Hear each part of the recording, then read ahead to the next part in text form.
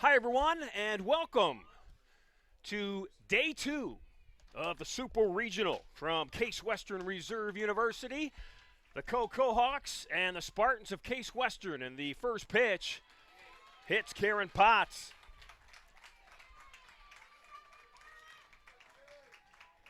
In the circle today for Coe College, Devin Baggett. Baggett in her 13th appearance of the season. She is 7-2 as a pitcher of record this year, as Josie Henry, the head coach of the Spartans, walks across the front of the infield to take a look, or at least to ask, to inquire about the health of her shortstop, who's now in at first after being hit by the pitch from Baggett. So Karen Potts is on at first, and Stevie Rieger is now at the plate. And the pitch from Baggett, line drive, left field, drops in for a single. And Rieger, first pitch hitting. Spartans with runners at first and second for Kai Gross. Kai may be coming to the plate today with a rare chip on her shoulder. And I say rare because Kai has pretty much done whatever she's wanted to do at the plate this year as the senior second baseman. But yesterday she was 0 for 4. The first pitch from Baggett swung on, and that is a single, maybe a double. It drops in for the single. It will score Potts. Rieger moves to second, and Gross has the monkey off her back. At least the 0 for 4 proverbial monkey from yesterday. So the plan of attack is, I would say, obvious right now for the Spartans against Baggett. That is, look for a pitch early in the count and hit it. Let's see if that continues with Bella Russo, the cleanup hitter. Baggett's offering, and Bella looks at a pitch high. It's ball 1. The Spartans, 39-7. That is a all-time program record for wins in a single season. They got their 39th yesterday in a tight contest against this Coe College Cohawks team.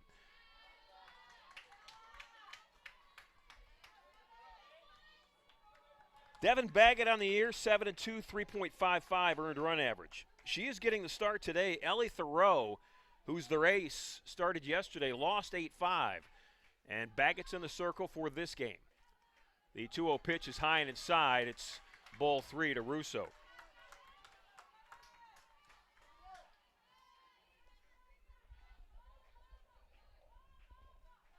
Beautiful sun-splashed Friday on Memorial Day weekend here in northeastern Ohio. And that's a strike. Todrick Davis is behind the plate today. He's the umpire crew chief. William Sementelli's at first base, and Jason Booth is your third base umpire today. Booth was behind the plate yesterday. So the rotation is in place. Fly ball, left field, over the head to the wall, and it's off the wall. Rieger's going to score. And checking into second is Gross. Kai had to hold to see whether or not that ball was going to be caught. So it's a long single. And I mean long. I mean a couple more feet and it's a home run. So Russo with the single. 3 straight singles towards that left center field gap area for the Spartans. Rieger's in, second run of the inning. And Gross is on at second base. Caitlin Lamb will step to the plate. Lamb yesterday, in her first at bat, hit a line drive over the left center field wall for a leadoff home run in the second inning. Caitlin batting in the first. First pitch, and Baggett's pitch is low. It's ball 1. Devin Baggett on the year in 51 1/3 innings has struck out 21 and walked 16. The 1-0 pitch to Lamb is low for ball 2. If you look at the staff for Coe College pitching-wise, Thoreau, who threw yesterday, by far and away the leader in every category. She's thrown 140 innings. The next closest is Abby White with 76. The 2-0 pitch is on the outside part of the plate for strike 1. So White's next with 76. Then you've got Baggett in the circle today with 51 in the third innings pitched. Opponents are hitting .242 against her this season. The 2-1 pitch. Inside, turning on it is Lamb. The count's now even at 2.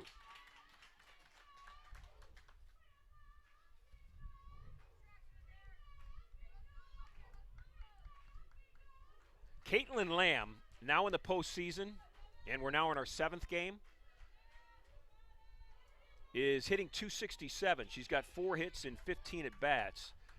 And one of those 4, that home run yesterday, the 2-2 pitch, fouled off again.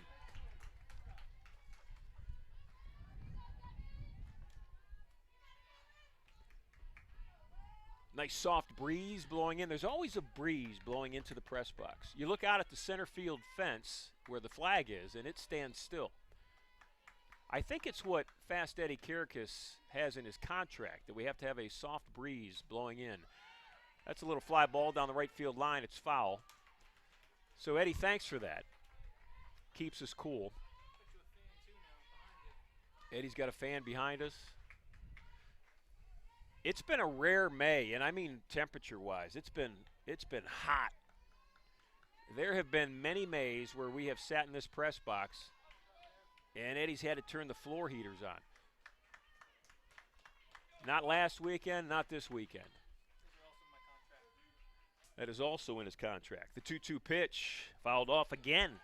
Caitlin Lamb, the catcher for the Spartans, hanging tough in the batter's box. The situation today is this. If the Spartans win this first game, they make it to the national finals. They will be one of 8 teams that will make it to the national finals. 2-2 pitch, Lamb, line drive, left center. It's going to go for a double. No, a single as Lamb holds up at first. Knocks in a run. Russo goes all the way to third. Boy, credit the center field play of Kapler. I mean, she's an all-star.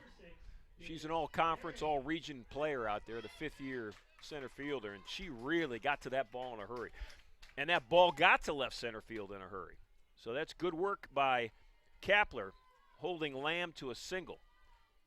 That is the 4th straight single to left center field. This is a play on, and it's a throw into center field. So Lamb was going to hold up, getting the run down, but Russo scores anyways.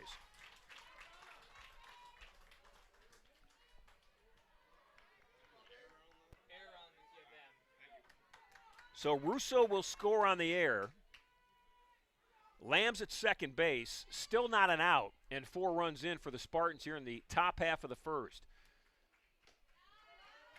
And at the plate is the talented third baseman for Case Western Reserve, Biz Berry.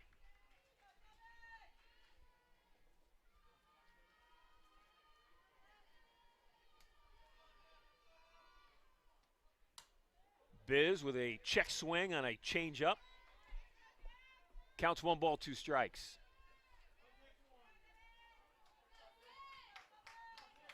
Potts led off the inning being hit by a pitch. And since Karen was hit by that pitch, Spartans have had 4 straight hits. Berry, pop-up. This one's shallow center field. That's Kapler. Easy money for Kapler, and that's the first out of the inning. Lamb still at second. That will bring Kayla Nutter to the plate. Now batting, number 14, Kayla Nutter. And I can say this with 100% certainty. Nutter is coming to the plate with a chip that she wants to knock off her shoulder. Saw her, or noticed her after the game yesterday, and she was not happy with her performance. First pitch changeup, and Kayla swings at strike 1. She hit the ball hard in her first at-bat and went right at Dodd, the third baseman. Yesterday's first at-bat. This is her first at-bat today, the 0-1 pitch. And that's a pop-up in the infield. Over and catching it is Ball, the first baseman, and there are now 2 outs. So after Now batting, 5 straight Spartans reach base. Baggett has gotten the next 2 to pop up. This is Kella Jagoda, the senior center fielder, stepping in on the left side of the plate. Jagoda in the series, in the playoff series, the last week the Cleveland Regional and now in Game 2 of the Super Regional, is 5 of 17, just hitting below 300. She's got 2 runs batted in. Would like to add her 3rd right here in this at-bat. The pitch, Jagoda, that's going to be a tough out. That's just a tough out. I mean, Jagoda coming out of the left side of that box. I'm not even sure if it's fielded cleanly by Dreyfel if she gets Jagoda. So Jagoda's on. At the moment, it will be ruled as a hit, and it will be further studied in replay when the opportunity presents itself. 2 outs. Durham, the number 9 hitter up. Jagoda is off and running, and they will let her go to second base. So Nyla Durham, the number 9 hitter. Yes, in the top of the first inning. 2 are out, 2 are on, 4 are in.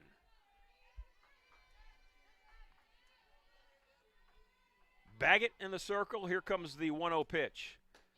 Outside part of the plate. That is strike 1. Durham from Hoban High School in Akron. Hoban High School known for their football program. My goodness, every year the Knights are in the state championship game, it seems like. Next pitch outside again on the corner for strike 2. Coach Henry in the third base box, pumping up her hitter. Durham in a 1-2 count with 2 outs. Here comes the pitch from Baggett. Baggett, as every good pitcher does, when you're getting that corner, you keep working it out.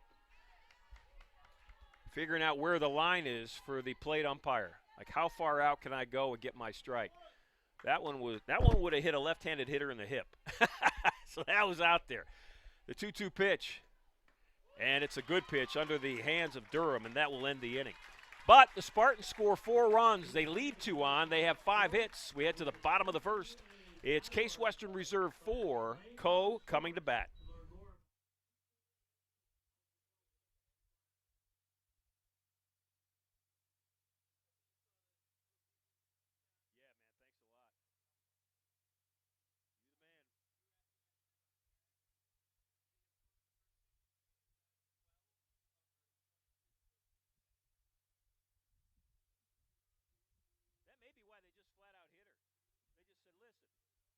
Tired of you.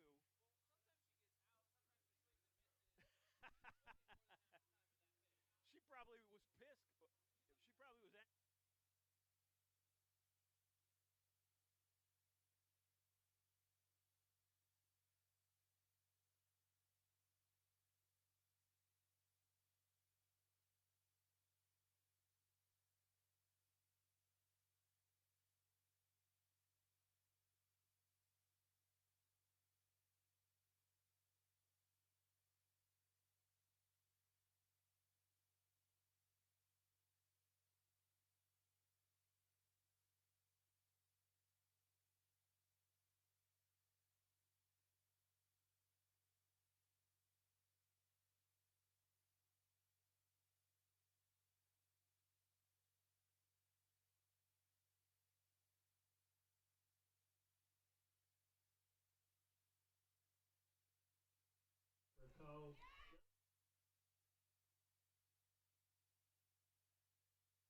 Up here.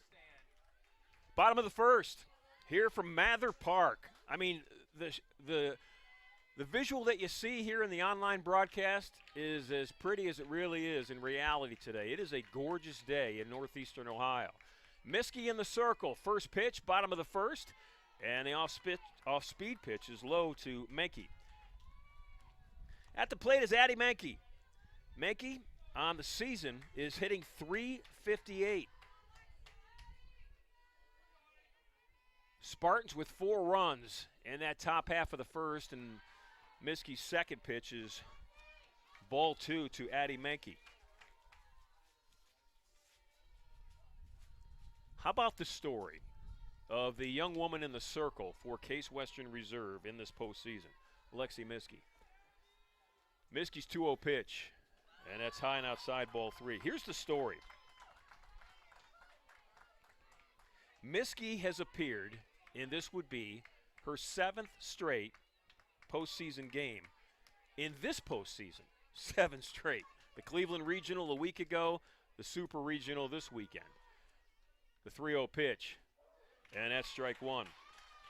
In 40 1/3 innings going into today, she's 5-1. She's struck out 47. Opponents are hitting 183 against her, and her earned run average is 2.26. The 3-0 pitch or the 3-1 pitch is high to Menke, and it's ball 4. If there has been anything that has been a slight thorn in the side of Lexi Miskey in this postseason, it's been that, a walk. She walked 7 yesterday, struck out 7, but walked 7. And she leads off the game with a walk of Menke.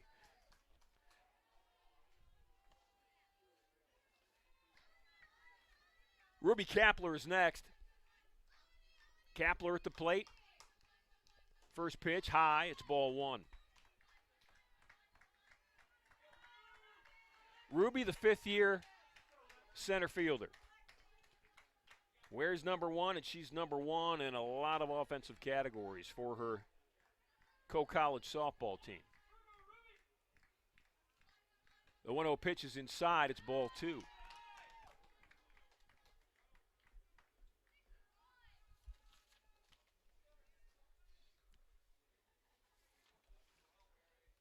Kapler's hitting .411. That's number 2 on the team. She's got 60 hits, 44 runs batted in, leads the team in doubles with 17, leads them in triples with 3, and leads them in runs batted in with 56. And obviously I haven't seen Co play all season. This is only the second time that we have seen them. Actually, yesterday was the first time in the history of both programs that they played each other. But it's interesting to me that the number 2 hitter in your lineup leads the team in runs batted in. Not only does she lead the team in runs batted in, she leads the team by a lot. Typically, that designation is usually for the number 3 or number 4 hitter, anywhere in those power lines, 3, 4, and 5. The 2-0 pitch. And it's outside. Nope, strike. Thank you, Todrick Davis.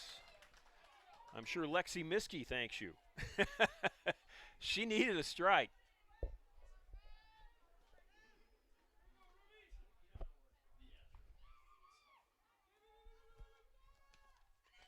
That is ball 3. Well, the last thing the Spartans need, and Kylie Hosey's starting to warm up, is for Miskey to struggle out of the gate. Actually, in the first inning yesterday, Co sent 7 batters to the plate. They left the bases loaded. They scored only 1 run. That's a pop-up down the right field line. Durham is over, fighting the sun. Did she catch it? She did. Throw to second. My goodness!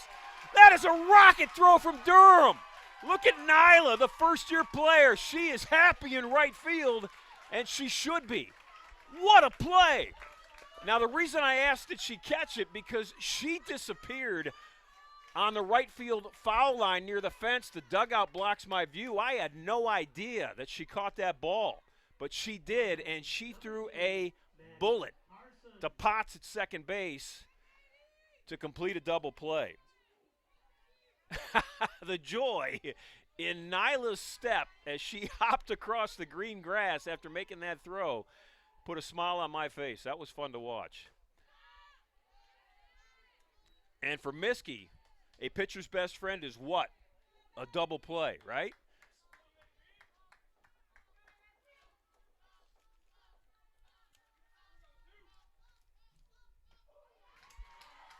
This is Parson at the plate, and the count is 1 ball and 1 strike on the 5th-year left fielder. What a play by Durham. Fast Eddie, I know that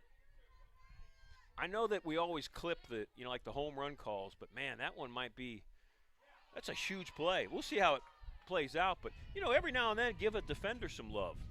Give some defense a great play or something like that. As long as I didn't mess the call up.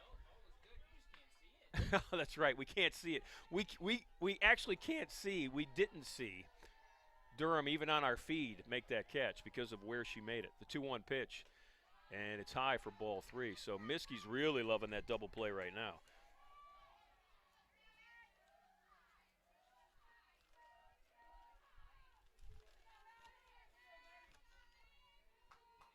I cannot get over the throw. Maybe one of the greatest arms in right field in the history of baseball. I know it's softball, but I'm talking in the history of a game that is very similar. Roberto Clemente for the Pittsburgh Pirates had probably the strongest arm, at least of his era. And that pitch is outside, and it's a ball to Parsons.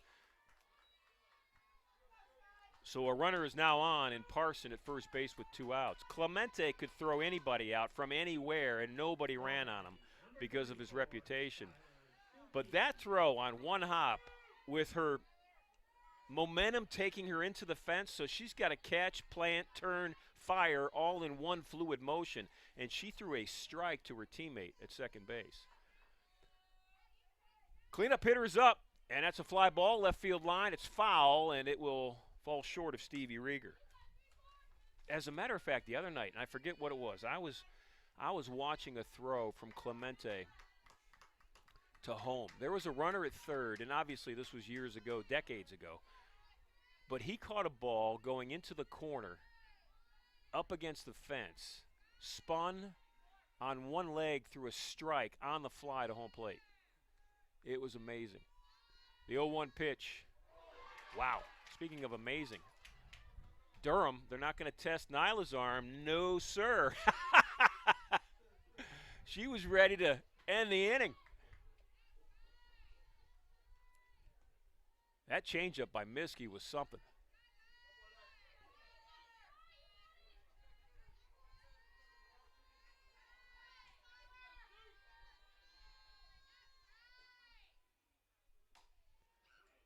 One of my great friends in life, Abraham Allende, grew up in the Pittsburgh area, and his dad used to take him to Old Forbes Field, and his favorite player was Clemente. I'll have to text Abraham tonight and tell him I saw a Clemente-like throw from right field. Beautiful changeup by Miskey. Lamb's got some work to do, and she does to Russo.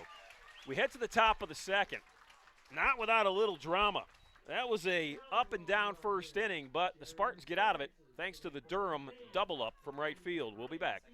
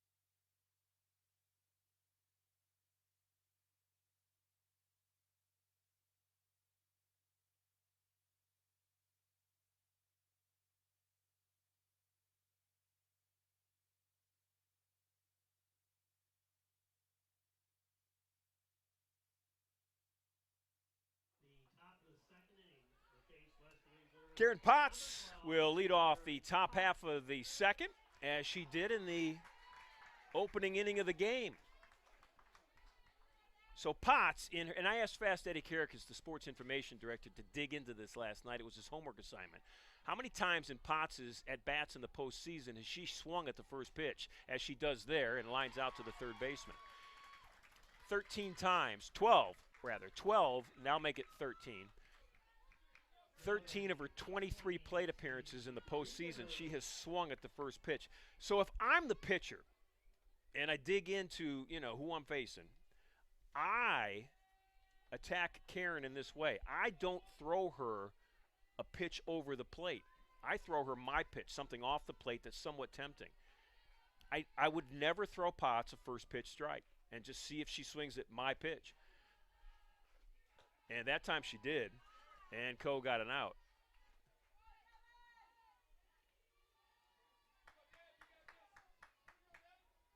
This is Stevie Rieger. Rieger had a base hit to left center field in her first at bat.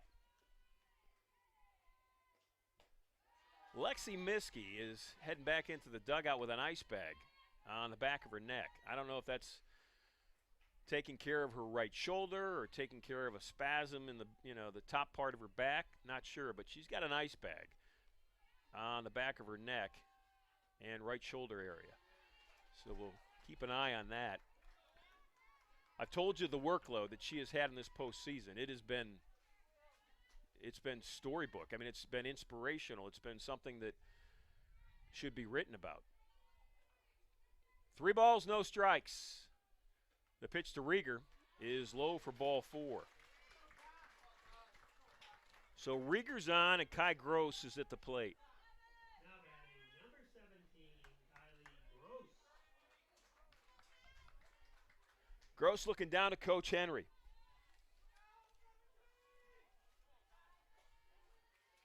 Kai on the year hitting .418.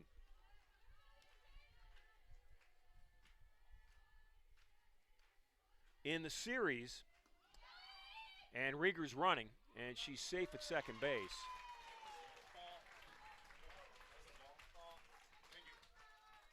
In the series postseason so far, now in the 7th game, Kai Gross is 11 for 22. And that's including an 0 for 4 yesterday. 11 for 22, and that includes an 0 for 4 yesterday. She has been outstanding.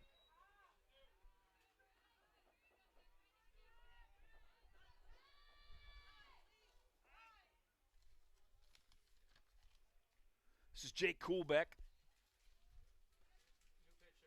Jake is the leader of this co-college program, and he's going to change pitchers.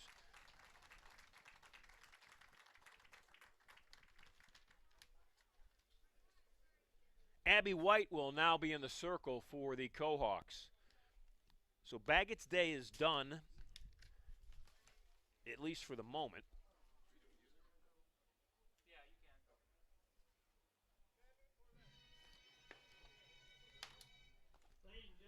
Now on base and responsible, still the responsibility of Baggett is Rieger. But White's going to come in relief of Baggett.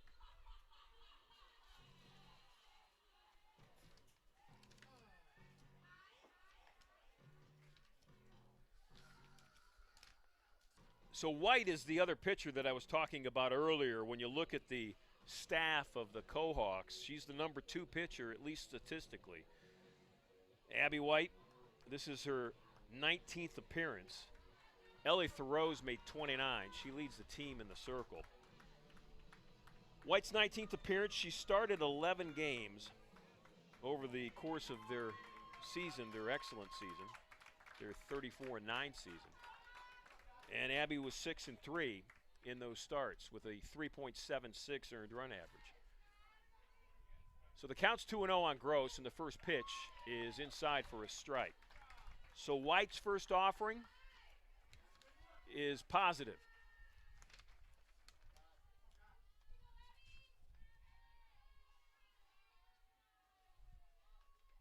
Next pitch, left center field, fading away from the center fielder. It will go to the wall. Rieger will score. Gross is sliding in for a double. Kai Gross. You know, as good as Ruby Kapler is in center field, with the way that ball was just fading away from her, it's like a left-hander slice. And Kapler had no shot at it. Gross with the RBI and the double. This is Russo, takes strike one from White.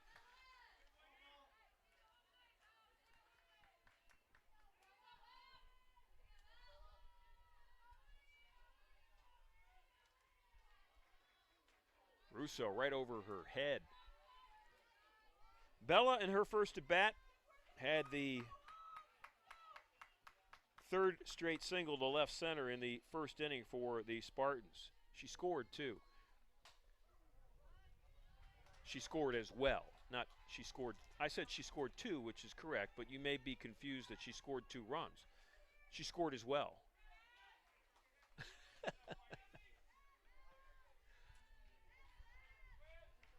So Bella's at the plate, staring at a 1-2 count. Abby White in the circle. Here comes the pitch. And it's outside. White's got some pop in that pitch. She is smacking the glove of her catcher, Skylar Stuckey.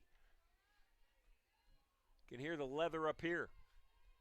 2-2 pitch. That is fouled back. So again, the situation is this. Spartans win this first game. The best of 3 series is over. And Case Western Reserve University is on to the NCAA Finals. If Co wins it, there will be another game. That's a single to right.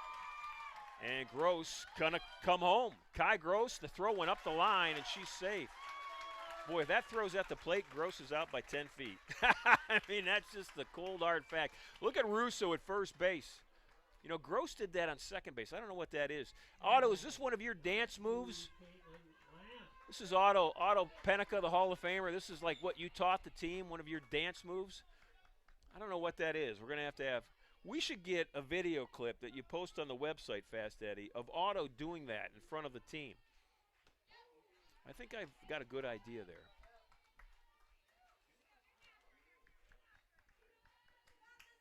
How about Russo? 2 for 2 today. This is Caitlin Lamb. The 0-1 pitch is an inside strike.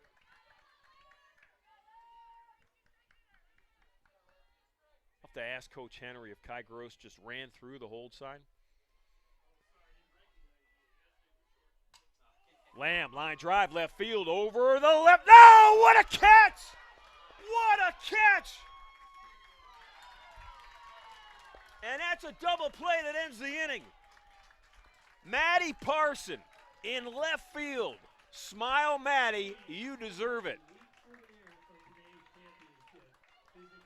We head to the bottom of the second. It's 6-0 Case Western.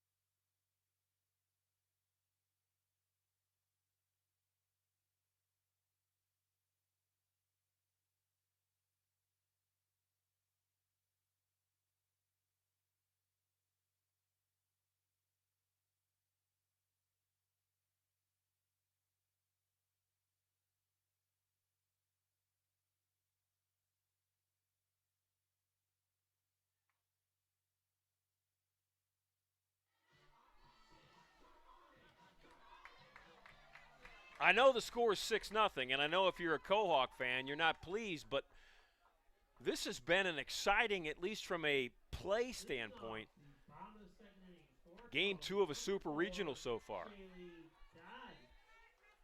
The defensive plays have been something. So Miskey in the circle. Lexi's ready to go. At the plate is Shaylee Dodd, the third baseman. Dodd wears number 4. She had a real nice day defensively yesterday. Dodd was 0 for 3 at the plate, walked. 2 pop-ups in the infield and a ground ball to second.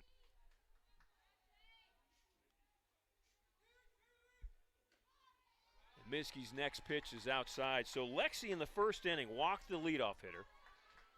Got a fly out to right, and actually it was more than a fly out. It was a sensational defensive effort from Durham out there that ended up doubling up Menke. And then Lexi walked Parson, the number 3 hitter, and then got the number 4 hitter to strike out swinging. So it was a struggle of a first inning, even though the scoreboard has a big 0 on it. And she starts against Dodd, 3 balls, no strikes.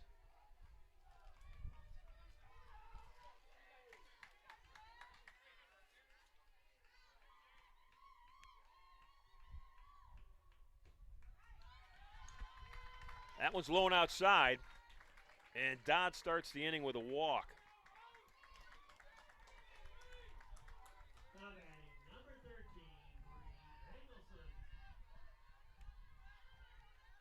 Bree Bree Mangelson. Mangelson at the plate. Mangelson, the DP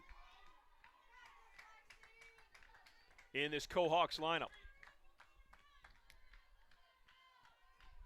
Miskey wants to get up in the count if she can. First pitch is a strike. You know, it's an interesting battle in the head of a hitter right now, I think, because if your plan at the plate, because Miskey's struggling, is to take a strike or not swing until you get a called strike, you may be giving up a pitch that's right down the heart of the plate. So if you're a hitter, you're like, I got to swing at that. But if you're a team player, you're thinking, I got to take that because we need people on base. Now, if you're Coach Kuhlbeck at third base, you take everything out of the hitter's mind and you just make them either take or swing. The 0-2 pitch from Miskey, the changeup dropped in there. That was a beauty. Boy, that's a big out for Lexi Miskey. Not because it's a tight game, it's not, but just from a mental standpoint from Miskey, she needed that one. So Mangelson gets frozen on the changeup, and that's the first out of the inning.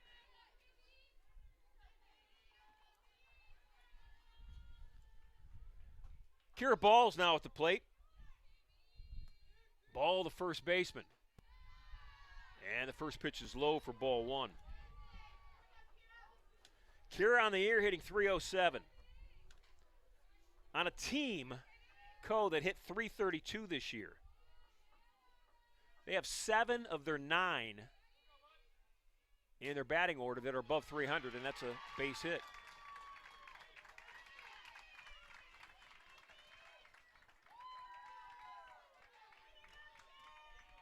Runners now at first and second for Co.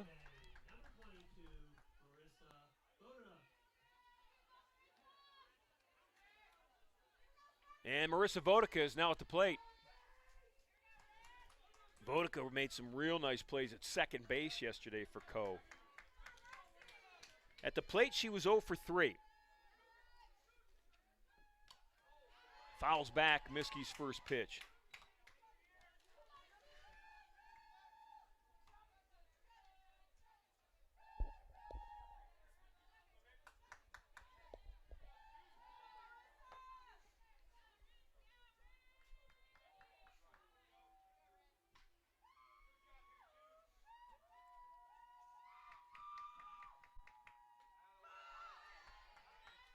Counts even.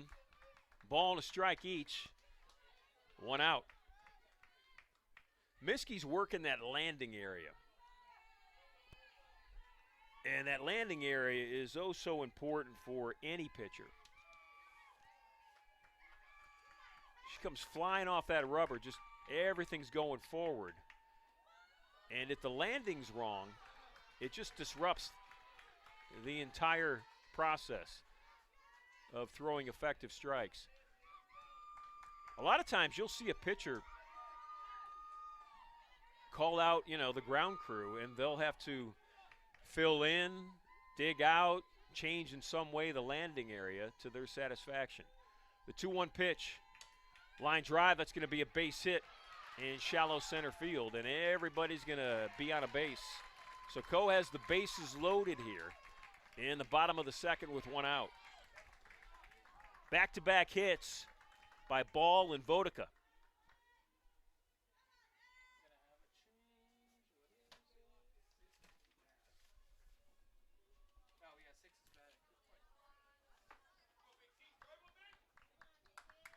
Ladies and gentlemen, your attention, please.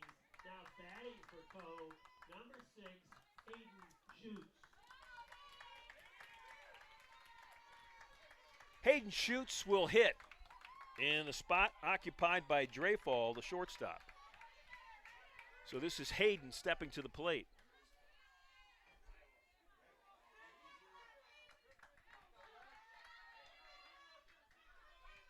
Miskey with the bases loaded and an out. She got a double play in the first inning that helped her out.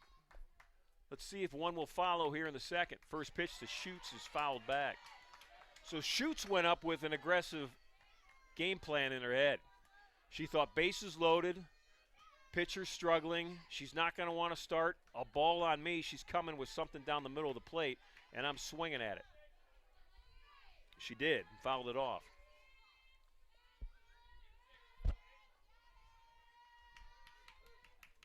Next pitch, that is hit deep to left field, but it is going to be out of play. That was way out there. There's a parking lot beyond the trees of the left field fence that actually Karen Potts' dad holds some tailgates in before the games. And if that ball would have stayed fair, that would have been in the parking lot. That thing was hit a long way. But it's just a long strike. And it's an 0-2 count, and here comes Miskey's 0-2 pitch. Inside and just off the plate. Boy, that is a perfectly placed temptation pitch on an 0-2 count. So Miskey pounding the glove, rolling up that warming sleeve that she's got covering her right elbow, and she's ready to go.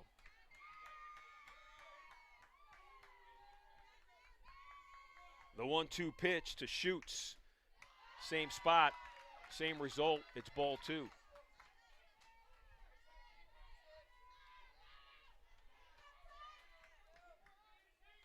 Key moment here early in this game. Coe trying to battle back. They're down 6 runs in the bottom of the second, but they've got the bases loaded. Pitch, ground ball, hit the runner. It hit the runner, and Todrick Davis determines, the home plate umpire quickly, that the runner was in foul territory. So that's just a foul ball. Todrick was on that right away. Dodd is the runner at third. And if she is standing in fair territory, she's out. And what a key out that would be. So we'll do it again. 2 balls, 2 strikes. Miskey's pitch, a little low. The Spartan fans wanted the call, strike 3. The Coe College fans clapping, absolutely, that was low. So here we go. Miskey had Schutz 0-2 in the count and has thrown 3 balls, but all 3 of them were so close. Here comes the full count pitch. Strike 3, Lexi Miskey.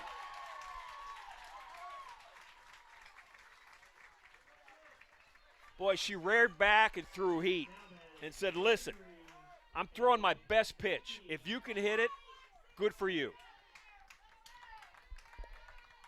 Schutz did not, and there are now 2 outs. Addie Menke at the plate, leadoff hitter.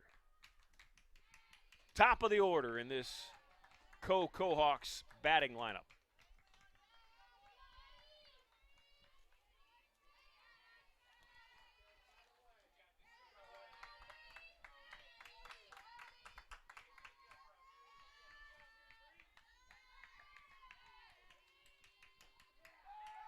Throw back to first. Caitlin Lamb does a great job throwing behind the runners.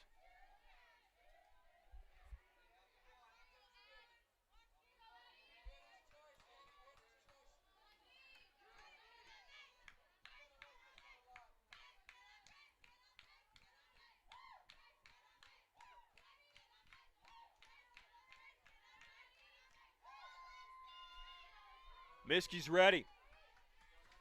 So is Menke. The 2-0 pitch is on its way. And that's strike one. Menke walked in the first inning and was doubled up on a great play by Nyla Durham from right field. That really set the tone, actually, in that bottom half of the first inning.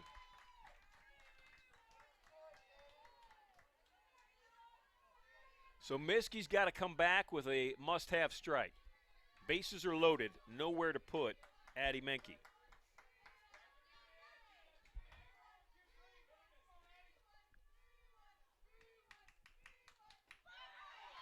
And it's off the plate inside, and that will walk in a run.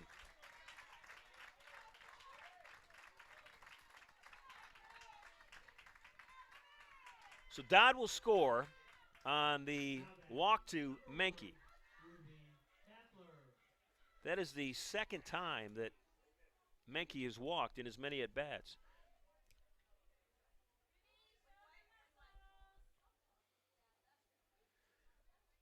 Miskey with 3 strikeouts. She also has 3 walks. Yesterday, in 7 innings pitched, she struck out 7 and walked 7. Gave up 7 hits. 6-1. Case Western Reserve University leading Co in the bottom half of the second. Co is the home team today here at Mather Park. And the meeting in the circle with Josie Henry and the entire defense is over. Stepping to the plate, the number 2 hitter in the Co lineup, Ruby Kapler. Kapler flew out to Durham in right in her first at bat.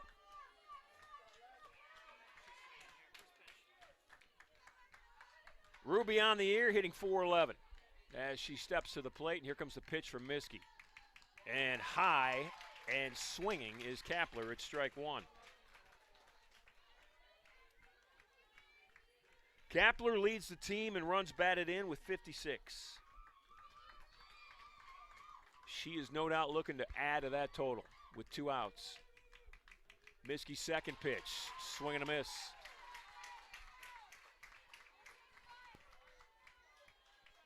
Miskey ended the first inning threat with a strikeout. See what happens here in the second. No balls, 2 strikes, 2 outs. Bases full of Cohawks. The pitch. Did she go? They said she did. And that's a strikeout to end the inning.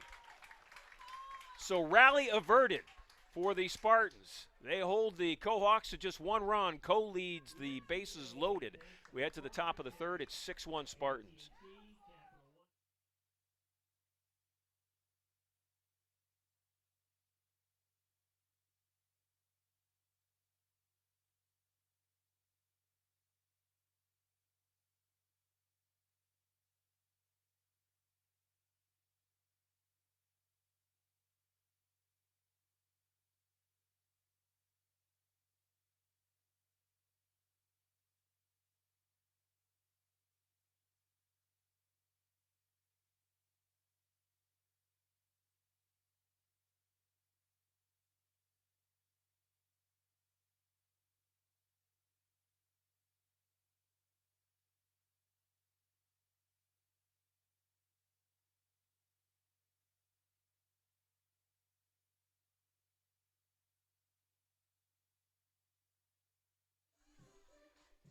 So for Co, Hayden Schutz, who came in to hit last inning, will stay in the game at shortstop. Schutz hit for Dreyfall in the bottom of the order for Co. She'll stay in at shortstop. And that shortstop position is a storyline in this series. It is occupied typically all season long by one of the best players in Co's conference, Heather Beckenstead. Heather, in her first at-bat yesterday, got on with a single, was stealing second, and the slide into second coincided with the Spartan shortstop coming across the bag to get the throw that was on the first base side of second base, and there was a collision. The knee of Karen Potts hit the head of Heather Beckenstead. knocked her helmet off, and when Heather's head hit the ground, it was without a helmet on. And it snapped off the turf or the infield dirt here at Mather Park, and it was not a comfortable situation. And Heather went immediately into concussion protocol, and she is not in the lineup again today. We're just hoping that she's just, okay moving forward, because that was a nasty collision with knee and then infield dirt for Beckenstedt at second base yesterday. So the storyline is this: Hayden Schutz is now at shortstop. She replaces Taylor Dreyfall, who replaced Beckenstedt yesterday and then started in the game today. So Schutz is at shortstop. There is a 1-2 count on Biz Berry, and that pitch is outside, and the count is now even at 2 balls and 2 strikes. And Beckenstedt is a player of note. I mean, you're not gonna lose Heather Beckenstedt without missing her a whole lot. She led the team in hitting, 437. Led the team in hits with 62. She is a shortstop of note and a real good player. Biz Berry will fly out to start the inning. That's the first out for the Spartans. Second time that Berry has popped up to center field. Kayla Nutter to the plate. Nope, there's going to be a change in the batting order. Coach Henry's coming in to tell Todrick Davis her change. Elena Steffes, the first-year player, will now hit. Now batting for Case Western Reserve, number 25, Elena Steffes. So Steffes will hit for Nutter. And Steffes has played a lot this year, actually. She has played in now her 24th game. Steffes, a first-year player, hitting .339 on the year.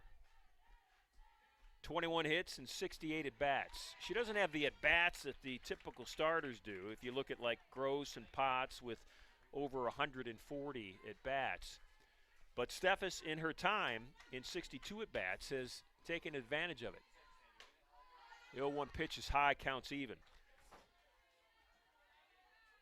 21 hits and 62 at-bats. 12 of those 21 are doubles, and one's a triple. So 13 of the 21 hits have gone for extra bases. The pitch to Steffes is fouled back. The count's now 1-2.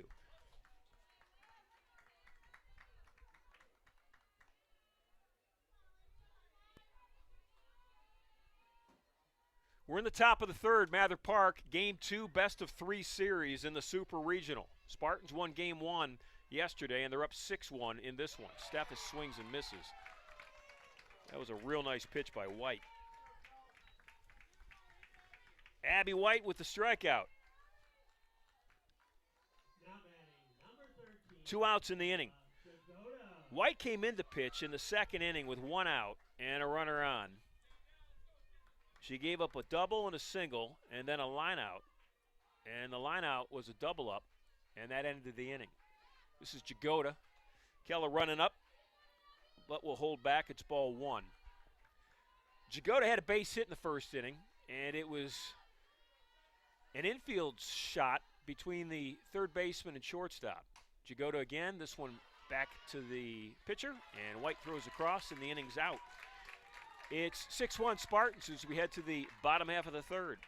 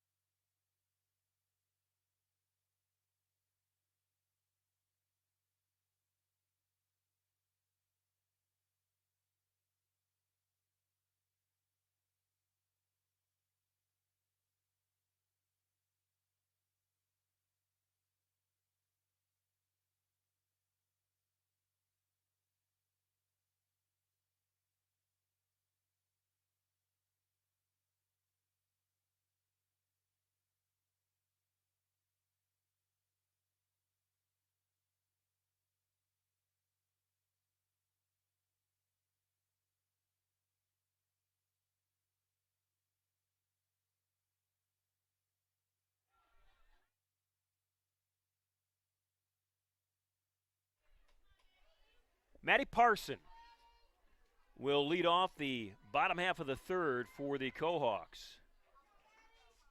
Miskey in the circle. And the first pitch is on the inside part of the plate. It's strike one. Super Regional from Mather Park. There are 8 sites across the country right now hosting a Super Regional. Miskey's second pitch to Parson is on the inside part of the plate for strike two. There will be 8 winners that will come out today from those sites. And they will all head to the NCAA finals. Spartans would like to be one of those 8. The 0-2 pitch. And that hit the bull. The proverbial bull. If you've seen the movie Bull Durham, you know what I'm talking about. If you haven't seen the movie, check it out.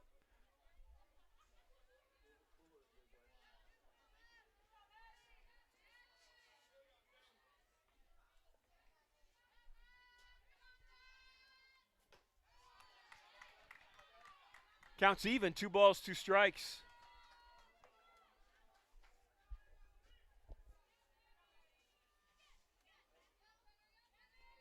Maddie in her first at bat walked. She walked in the first inning and was stranded at first base. So after 2 strikes, Miskey's thrown 3 balls in a row.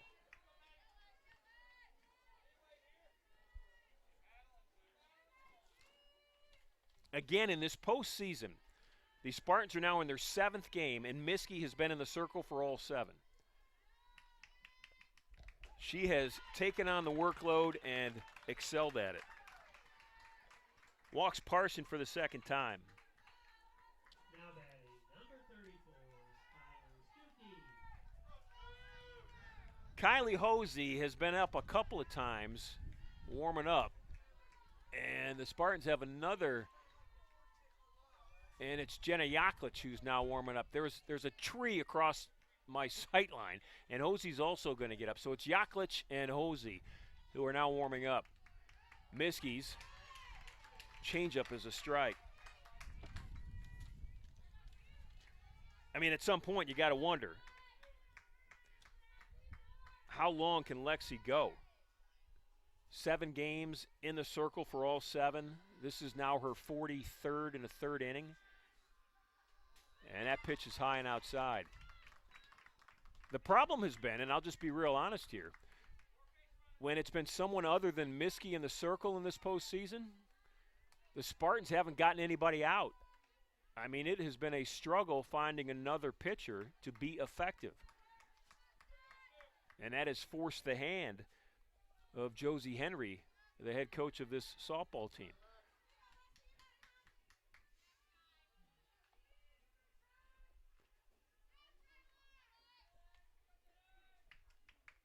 The 1-1 pitch. Changeup that Stuckey just gets a piece of.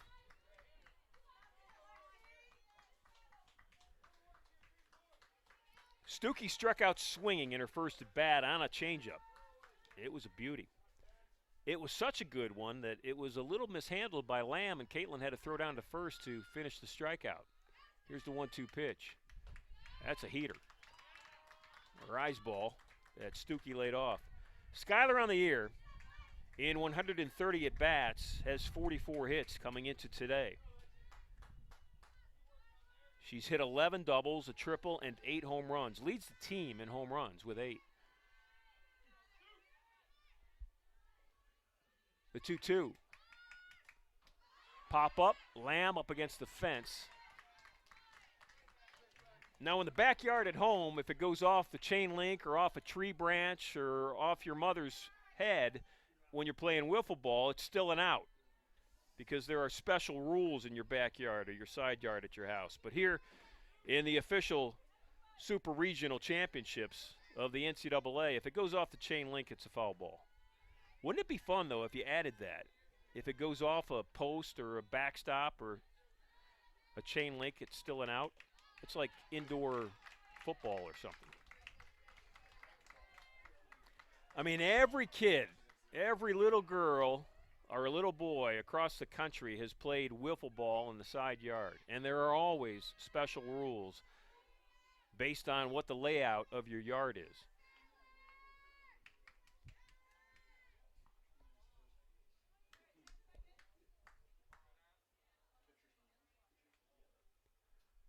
Count is full. There are no outs in the inning, and we are in the bottom of the third. Spartans up 6-1. Parson is on at second. Maddie's ready to run. This is Stuckey at the plate, and she fouled it off, and the spinner will stay foul. And we'll do it again.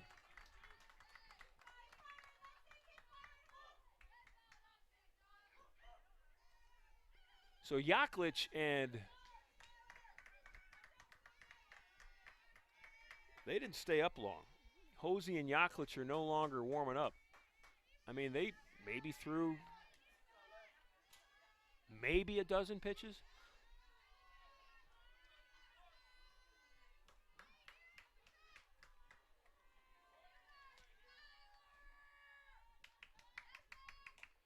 Miskey, that's a tough one. Will Potts be able to get her? Did! What a play by Karen Potts!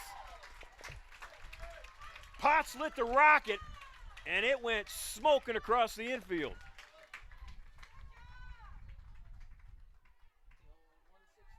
The old 163, easy out in the infield. Parson moves to third on it. And that brings Dodd to the plate. That is the third really nice play defensively in this game by both teams combined.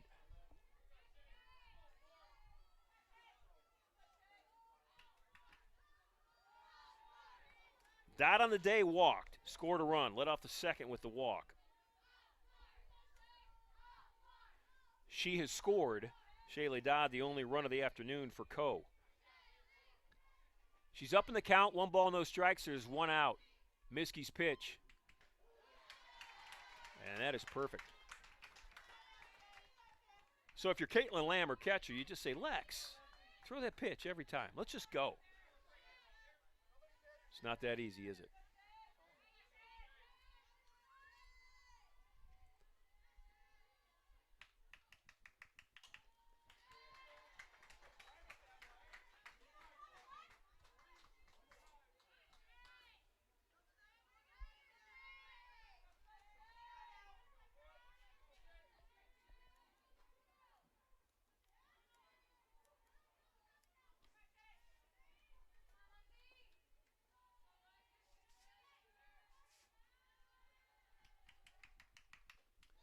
One-two pitch, evens the count at 2.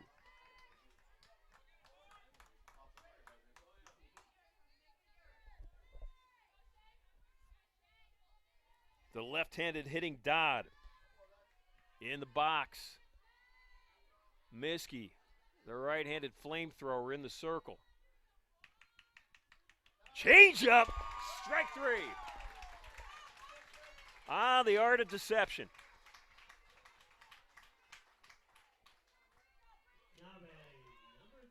If you ask Lexi Miskey what she's most proud of in her development this year, I gotta believe, besides the mental toughness, because it is off the charts, the mental toughness that Miskey has had this year. But beside that, it's got to be that changeup. That changeup has been outstanding, and that was not a part of her arsenal, so to speak, in her first 2 years. 2 outs in the inning.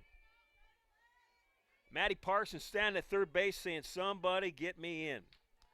Bree Mangelson will try. She's at the plate. Mangelson struck out swinging in her first at bat. Caitlin Lamb doing a nice job keeping the runner at third. Josie Henry's going to come out and talk about it.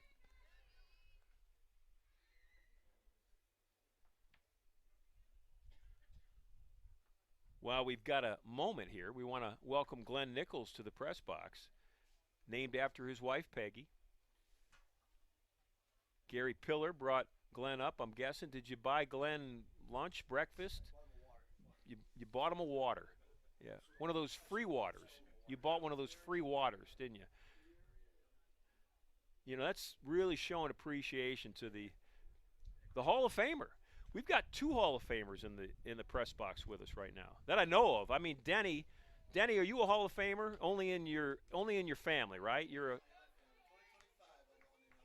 Oh, he's going to go into the Alma College Hall of Fame next year. Congratulations.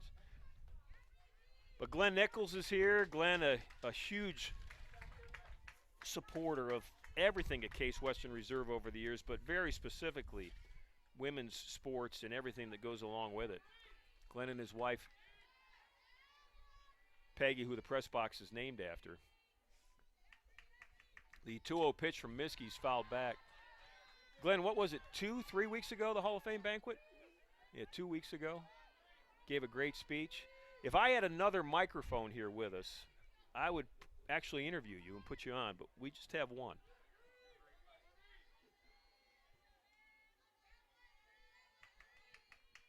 The 2-1 pitch is fouled back. Counts even, 2 balls, 2 strikes, and 2 outs here in the bottom of the 3rd. Miskey pounding that glove with the softball. Adjust that warmer on her right elbow. It's part of the routine for Lexi Miskey. Toes the rubber in the circle. She's going to rock and fire, and here it comes. Ground ball, foul.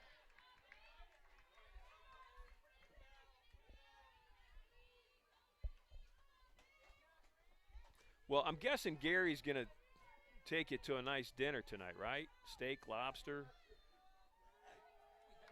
He's looking at Gary right now going, are we doing that? Gary's working on it. And that's fouled back. Nope, they're going to say it hit her.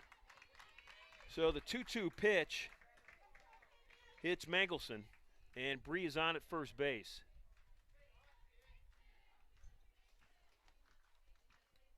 Runners now at first and third with 2 outs.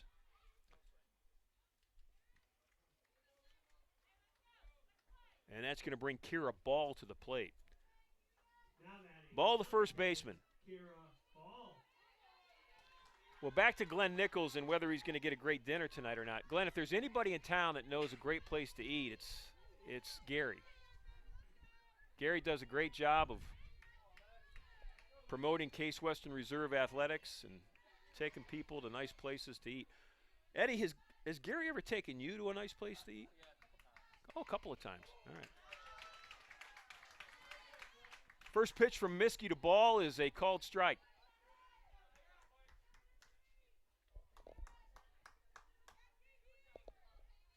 Gary and I did a road trip once years ago. I mean, almost 20 years ago maybe, to New York and Boston. That was fun. The 0-1 pitch, inside part of the plate, it's strike 2. Miskey with confidence in that changeup. No, it wasn't that long ago. Denny from the NCAA. You know, you should get a shirt that says, I'm Denny from the NCAA. Denny wondered if it was Woodstock. Now, I don't know how to take that. Like, do we look that old? That's not good. It was not Woodstock.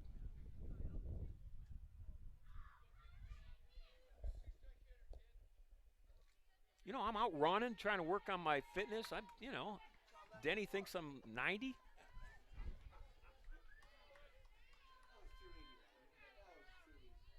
How old would you be if you were a teenager at Woodstock? Glenn was in his 20s when Woodstock happened. And Glenn is 77. But Glenn looks like he's not a day over 57. As a matter of fact, you look like you could be a rock star with those glasses on right now. Like you're the lead guitar from, some notable band. The throw down, the play is on, and everybody's safe. Gross did a nice job cutting that throw off. That's exactly what the Spartans wanted to do, hoping to get the runner at third not paying attention. But everybody's safe. The count is now 1 ball and 2 strikes. And there are 2 outs. Miskey looking for 1 more strike. She'll rock and fire, and we'll find out right now. Change up, pop up. Gross is under it, and the inning is over. The Cohawks do not score. They threaten again, but leave runners on base. We head to the top of the fourth. It's 6-1 Spartans.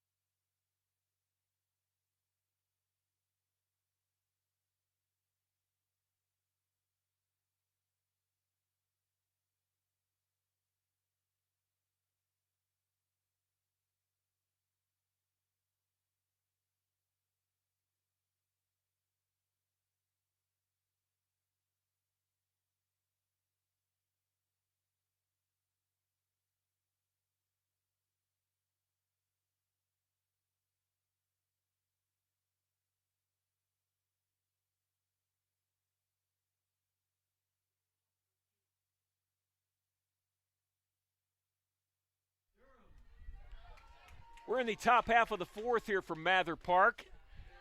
The Spartans up 6-1 over Coe College. If the Spartans win this game, they move on to the NCAA finals.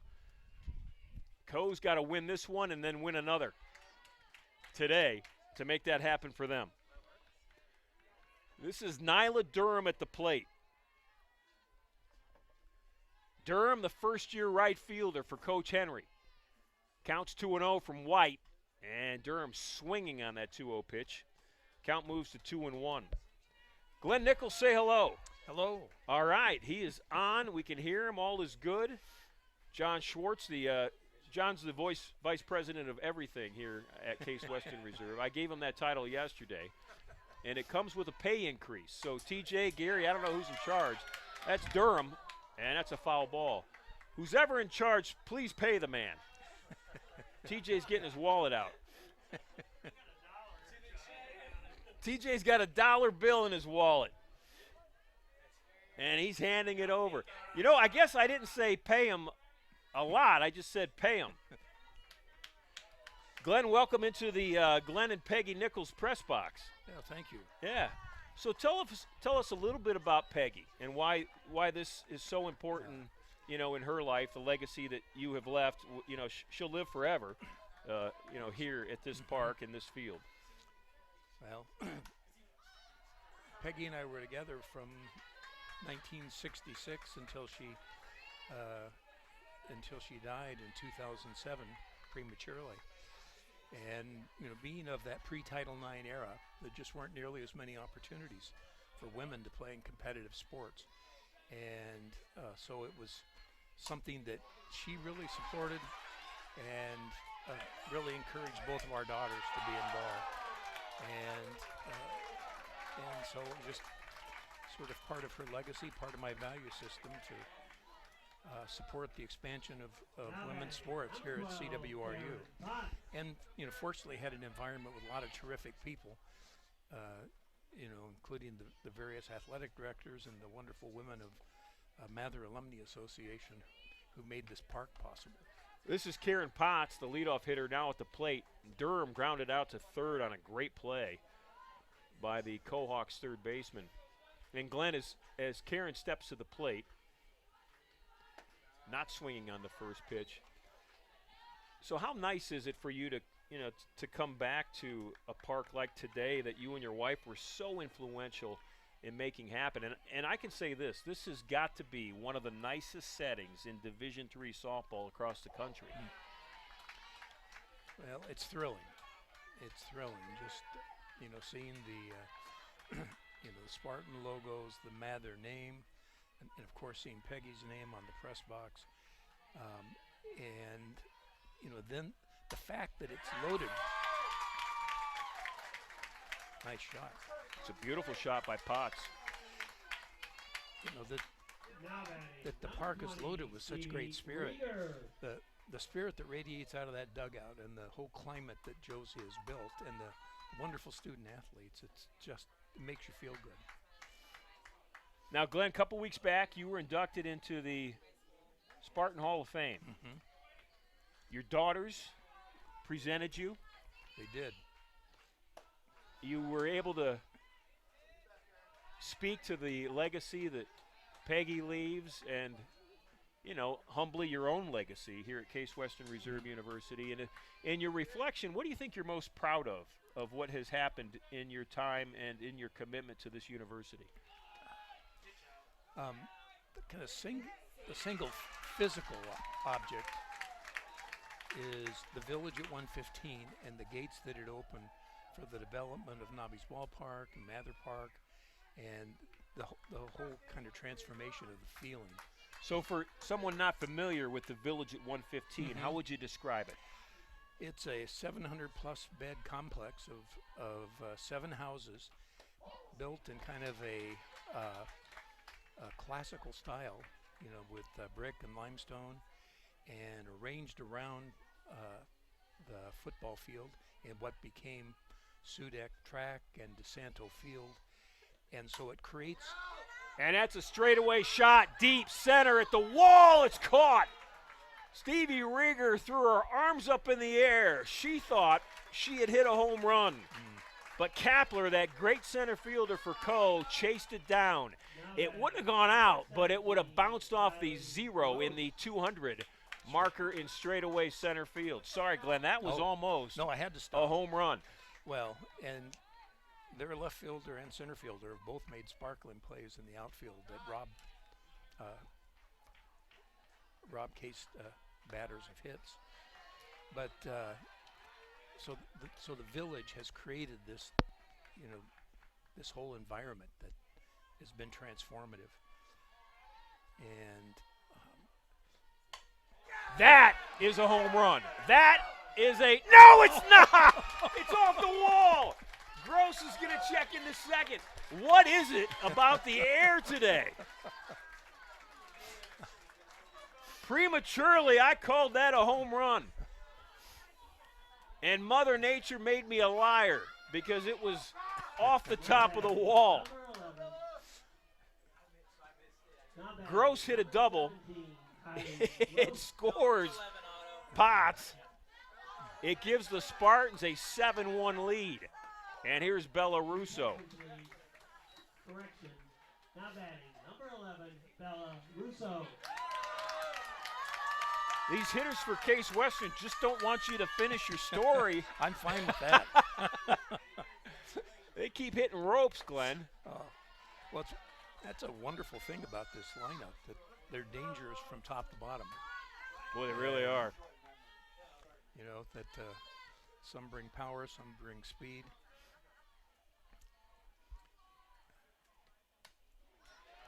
Russo at the plate, the junior first baseman. Glenn, did Peggy play sports as a young girl and woman, and did your daughters play? I mean, what was the attraction to supporting female athletes? Yeah, Peggy played mostly recreationally, and you know, there was a period when we played in a competitive mixed volleyball league, but she was very athletic, and was a mean right-handed hitter. Really? And our daughters played, both played sports. Our older daughter played in St. Louis before we moved to Cleveland, and she played softball and basketball. And then our younger daughter came up through the Shakers Heights school system. She played lacrosse, field hockey, and softball, and then she was a swimmer. So, you know, and I got to watch that team, the field hockey team, in a state championship game that they unfortunately lost on strokes. But so, you know, and then she's continued to, particularly Heidi's continued to play and pick up things over the years. So, Glenn, you had shared with me earlier you are in your 77th year, and I told you I hope when I'm 77 that I look as outstanding as you do. So what's next for Glenn Nichols? Well, that's a good question. I don't mean trying to get a steak dinner out of Gary Pillar this afternoon, but, what's next in your life? Well, since I've retired, I went through a training program sponsored by the Ohio State and by the National Park to become a certified volunteer naturalist. Oh, wonderful! So that I could volunteer in the parks, and I've enjoyed doing that. COVID then kind of put a hiccup in that, because of the combination of age and medical history. I'm a little immunocompromised, so that I had to avoid some of those things for a while. But I'm enjoying getting back to that. I know that there's another project that's on the horizon for doing something with the bullpen, and I hope to help be a part of that and make that happen. Now, is the bullpen a real structure on a baseball or softball field, or is it a name for a local bar that you're building? That's a fly ball. That one's deep. Jagoda going to chase it down. Kella Jagoda with a great catch in left center field. Right now the pitchers warm up in an area that doesn't have any fencing around it. And so a few years ago we were able to add the batting cages, and now the bullpen needs to complement that. So it's not a bar? Not a bar. Okay. Be a great name for a bar. There's probably a bar out there named the bullpen. I bet there is. And that is a base hit that Miskey is glad she still has her left ear. That's why they wear masks.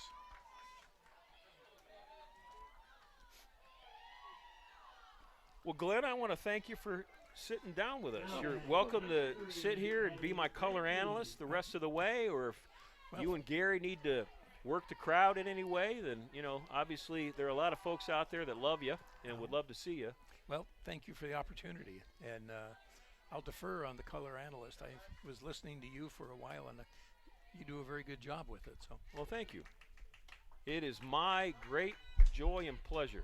I love softball. Glenn Nichols joining us. Thanks very much, Glenn. Great to see you.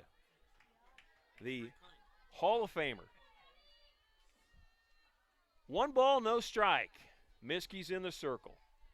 There is 1 out in the inning. We're in the bottom of the 4th, and the Spartans are up 7-1 in a must-win game for Coe College. If Case Western Reserve can hold on and win this one, this best-of-3 series is over in 2 games, and the Spartans would be on their way to the NCAA championships. Miskey's next pitch is ball 3.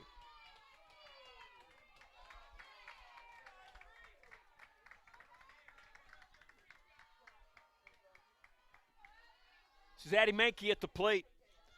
Mankey has walked twice. She's 1 ball away from making it the trifecta. And there it is. 3 straight walks for number 3.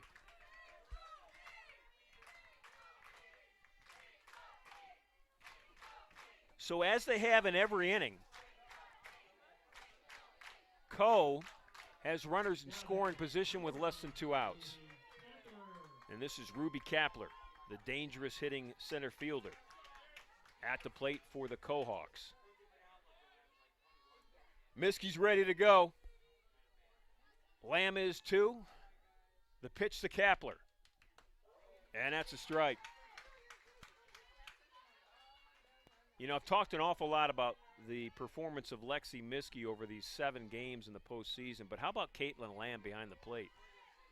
Lamb has caught, correct me if I'm wrong, Eddie, every inning, every out. She has been the rock-solid backstop for her pitcher. And there's another good example. On cue, Lamb keeps the runners at first and second.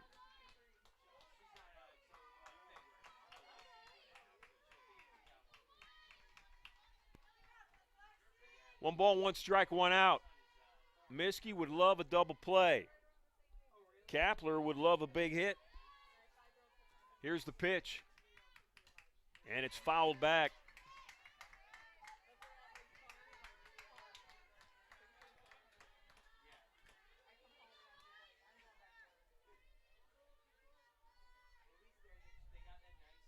At some point today, there will be 8 teams across the country in Division III softball that will say we are on our way to the NCAA championships. Spartans would love to be one of those 8. They made it through the opening round, the Cleveland Regional, and they did it the hard way. They had to come out of the losers bracket. And they beat Calvin in 2 games to get to this super regional. That 1-2 pitch was tempting, but it's low for ball 2. Co swept through their conference tournament, swept through the DePaul Regional, had won 8 games in a row coming into this super regional until the Spartans beat them 8-5 yesterday. The 2-2 pitch, and the count is now full at 3 balls and 2 strikes.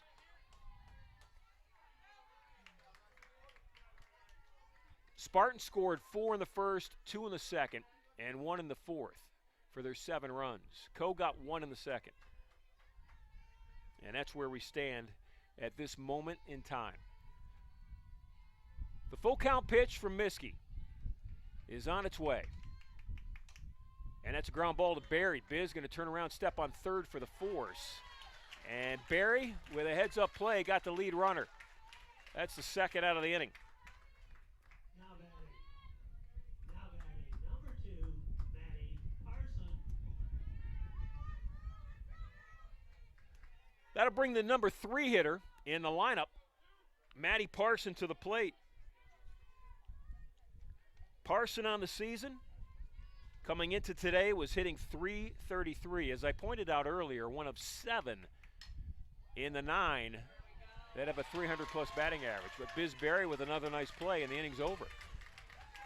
So Co threatens again, and again comes up short. We head to the top of the 5th. It's 7-1 Spartans.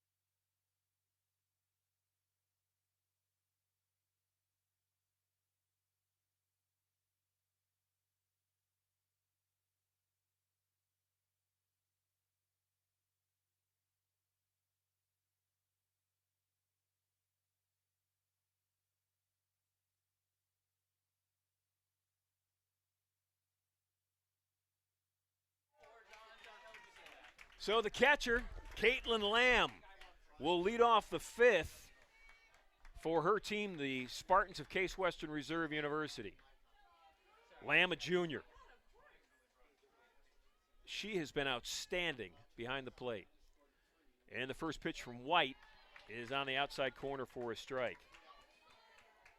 Caitlin Lamb in the series, and today she is 1 for 2. So she's 5 for 17 on the series, hitting just below 300. Second pitch is a called strike. She's got 3 runs batted in, but I always like to say as a catcher, there should be a stat on runs saved. Because many times with runners in scoring position at third base, Lamb has gone high or low or to her left or to her right to make a A great catch to save a run that would never score. And so, Lamb's got 3 runs batted in as a hitter, but she's got more than that in runs saved as a catcher. Counts even, 2 balls, 2 strikes. Eddie, I think there should be a new stat. I think it should be runs saved. I mean, you could do that.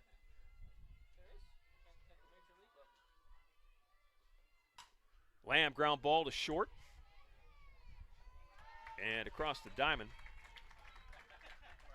Hayden shoots. Throws it across the field to Kira Ball, and there's 1 out of the inning.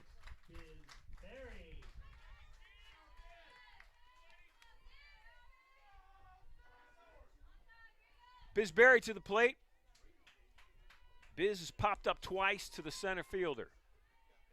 First pitch to Berry, swinging, fouled off. It's 0-1.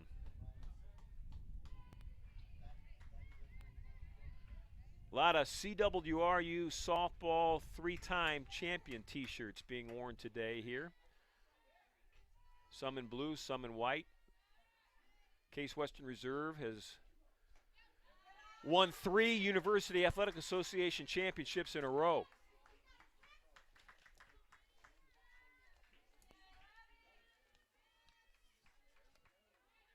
One pitch to Berry. White gets her inside for strike 2 on a foul tip. Spartans were 16-4 this year in UAA play, and that won it. And that won them the automatic bid. Yesterday, Case Western with the 8-5 win over this softball team. That's Berry foul down the right field line. Won the game 8-5, won their 39th game of the season, which is an all-time program record for wins in a single season. The 38 was set last year. So a lot of the women that were part of that 38 wins a year ago are back this year, and they broke their own record. The 1-2 pitch. Counts now even on Biz Berry, 2 balls and 2 strikes.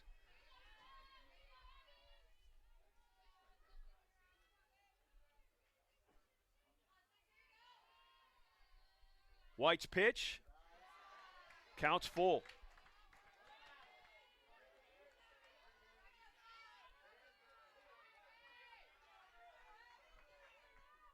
Berry has worked herself into a full count. Here comes the pitch. And that's a little floater right field. And underneath it is Addie Menke. That is the 2nd out of the inning. Jordan Manwarren will step to the plate. Number 4 on the jersey.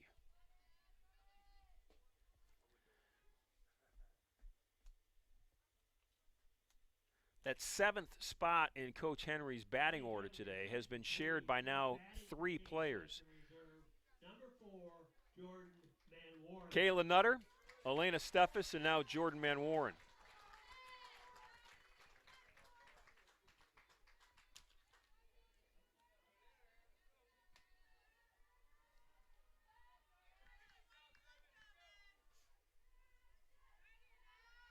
So Jordan with 2 outs will try to get a little 2-out rally started for her Spartans. Jordan in the postseason has 1 at bat, and she's got a hit. She's 1 for 1.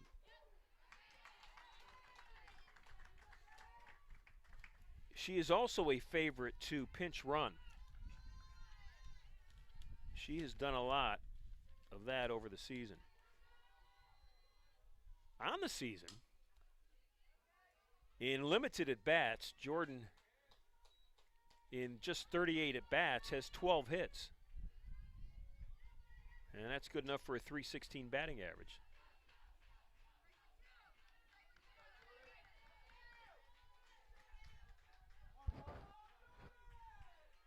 Down in the count, 1 ball, 2 strikes. Here's Abby White's pitch. And fouled back. White came in the 2nd inning with 1 out and a runner on, and she has pitched the rest of the way. She came in relief of Devin Baggett, who started the game. Ellie Thoreau, their ace, they being Co. That's a pop-up. Will it stay fair or stay in play? It does not. So Thoreau's the ace. She threw yesterday, 7 innings and an 8-5 loss. Co-started Devin Baggett in Game 2 in the circle today. And then White came in relief of Baggett in the second inning after the Spartans had already scored 4 runs in the top half of the first. Count's now even. 2 balls, 2 strikes to Manwaran.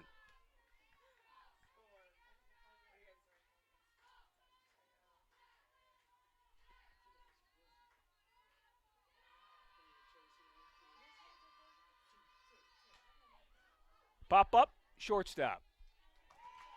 And that's Hayden Schutz with the catch. And that wraps up a 1-2-3 inning. We head to the bottom of the 5th. Case Western Reserve 7, Co 1.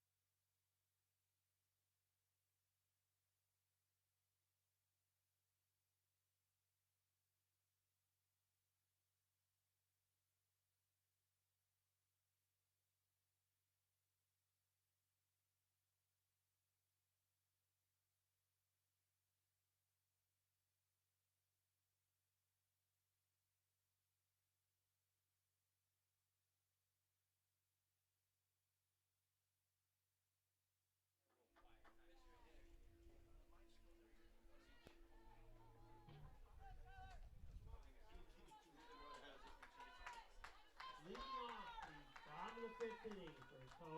Number 34, Skylar Stuckey.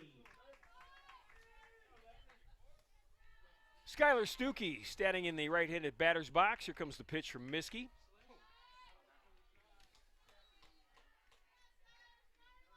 Stuckey on the afternoon is 0 for 2. Skylar in the first inning with a runner on, struck out swinging to end the inning. And then in the third, was out 1-6-3. He had a ground ball back to Miskey that Lexi almost made the play on. In deflection, Kieran Potts, the shortstop, came up, gobbled it up, and threw a rocket to first base to get Skylar Stuckey. Counts 3-0.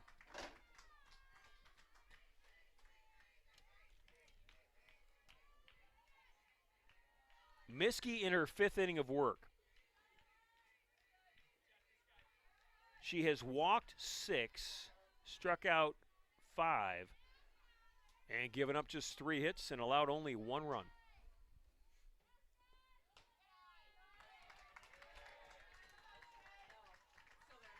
So Stuckey will lead off the inning with a walk. Now batting number 4, Shaylee Dodd. Shaylee Dodd is now at the plate. Dodd, the left-handed hitting third baseman. Shaylee on the day 0 for 1. Walk and a strikeout. In her walk in the second inning, she scored. And she's the only run scored for the Cohawks. Ground ball up the middle, could be 2. Gross to Potts, and safe at first is Shaylee Dodd. Now batting number 13, Bree Mangelson.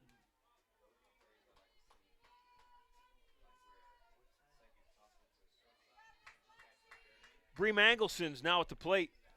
Mangelson, a senior, on a team loaded with 5th-year players. More than half of the Co lineup are players in their 5th year. This is no doubt an experienced team that was built to go deep And a year ago they did. They made it all the way to the NCAA championships, Co did, under first-year head coach Jake Kuhlbeck. And they finished third in the country. A year ago they won 39 games, finished third in the NCAA championships. And nearly the entire team came back. You know, you had that COVID year that gave college athletes an option of having a fifth year. And we know it well here at Case Western Reserve because Todd McGinnis, the men's basketball coach, has done a great job navigating those opportunities. And so has Co-College. And that's a strikeout from Miskey. So when you look at Co and the fifth-year players, Parson, fifth-year player. Kapler, center fielder, fifth-year player. Parsons, a left fielder. Dodd, third baseman, fifth-year player. Stuckey, behind the plate, fifth-year player. Thoreau, the race in the circle, pitched yesterday, fifth-year player. First baseman, Ball, Kira Ball, fifth-year player. And their top shortstop, who is not playing because she is in concussion protocol, Heather Beckenstedt, fifth-year player. A lot of experience for Coach Kuhlbeck. And a big reason why they've won 34.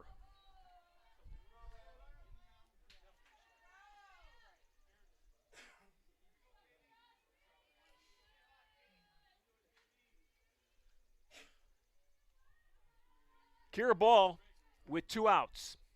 At the plate, Miskey in the circle trying to get through her 5th inning of pitching today. And a high inside pitch is ball 2.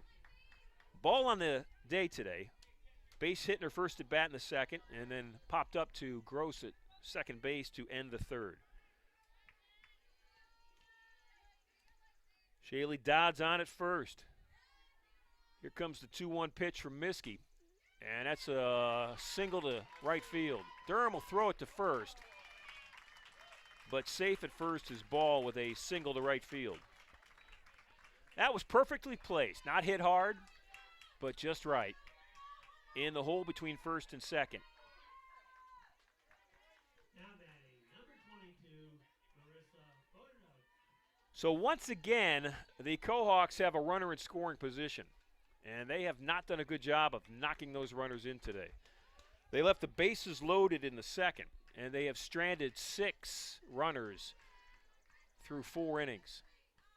Pop up, and they won't get this one in. That's Barry and Potts. Potts fighting the sun, and Karen brings it in. So 2 more stranded for Co, and we head to the top of the 6th. It's 7-1 Spartans. As a core value.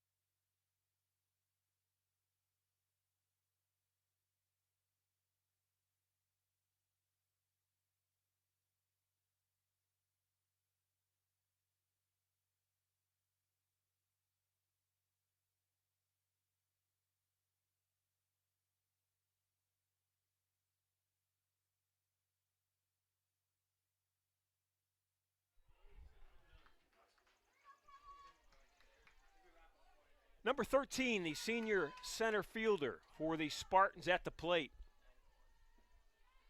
Case Western batting in the top half of the 6th. Jagoda, base hit.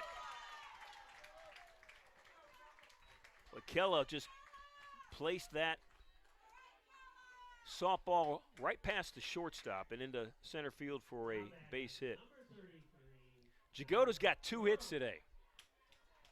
2 for 3. Nyla Durham's at the plate.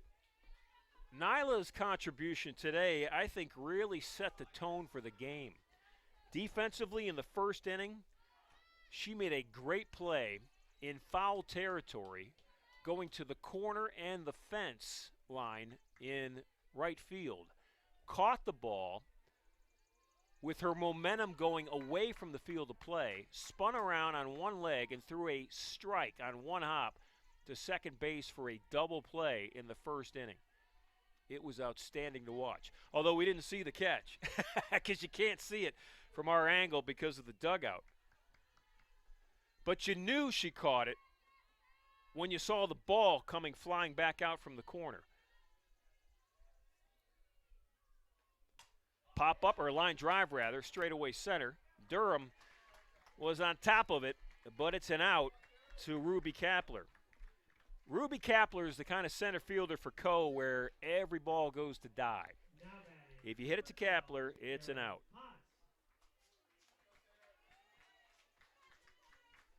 So with Jagoda on at first, the top of the order for the Spartans.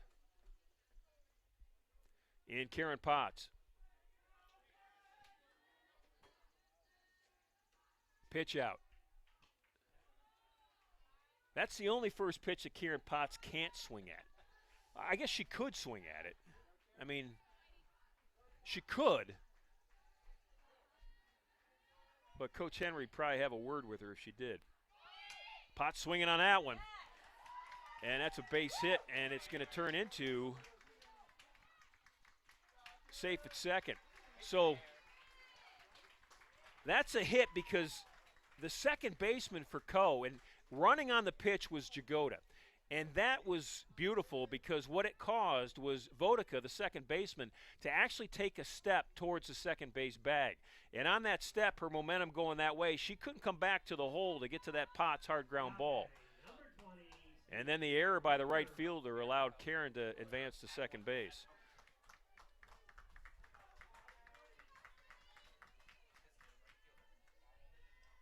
So Jagoda's on at third, Potts is at second, and at the plate, the senior left fielder, Stevie Rieger. And that's strike one. Rieger on the day in 3 plate appearances, has a base hit, a walk, and a flyout to center field. Stevie 1 for 2 today, 2 runs scored and a stolen base.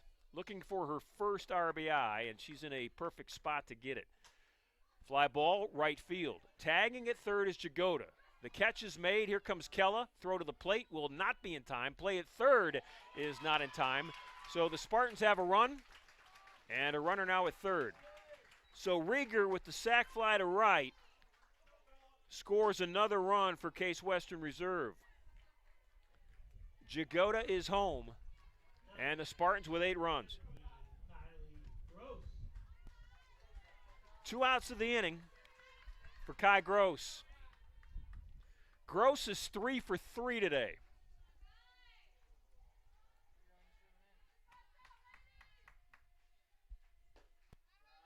First pitch looking, it's low for ball 1. I think Kai took it personally that she was 0 for 4 yesterday. She went to bed angry, woke up angry. Probably didn't eat this morning, so she came angry and hungry. And she's got 3 hits and 2 doubles so far on the afternoon. Now, if I was Kai's mom and dad, I keep her angry and hungry all the time. Never feed her. And that's a out to end the inning. You know what? She must have had a snack in the dugout or something. She lost her hunger. We head to the bottom of the 6th. Spartans with 11 hits and 8 runs. They're up 8-1.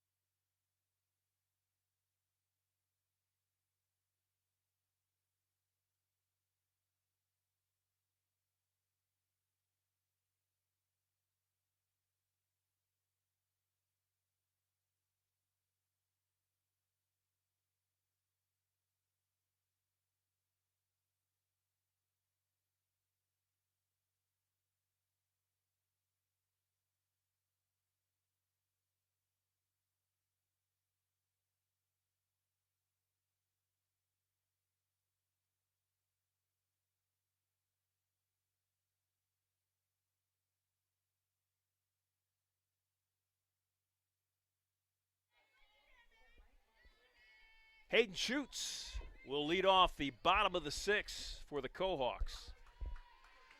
Miskey in the circle.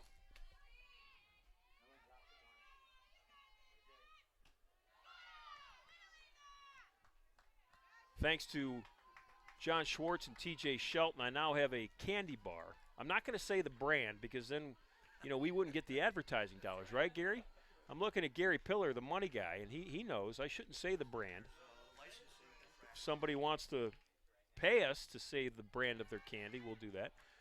But anyways, this candy bar is going to save me for the next 2 innings. So thank you, TJ, and thank you, John.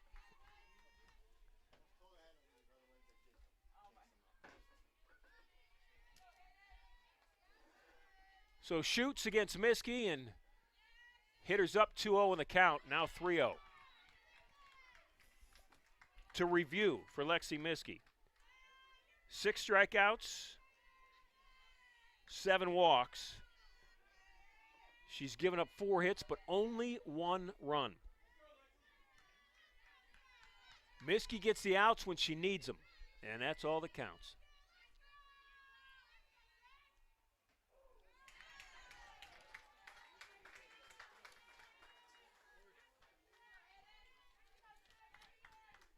The defense today, Durham, Potts, Biz Berry at third, Lamb behind the plate, Jagoda made a great play in center field, has been outstanding.